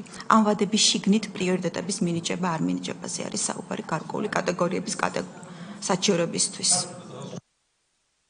რესურსების დამატებაც შეიძლება დაგჭირდეთ ამ მიმართულებით, უბრალოდ ტექნიკურ ნაწილში. შეიძლება არ არის გამორიცხული, კი, შეიძლება გახდეს საჭირო. კარგით, აქაც როგორც ხვდები თქვენი თანხმებით რეკომენდაციებს და წარმოდგენილი იქნება გეგმა.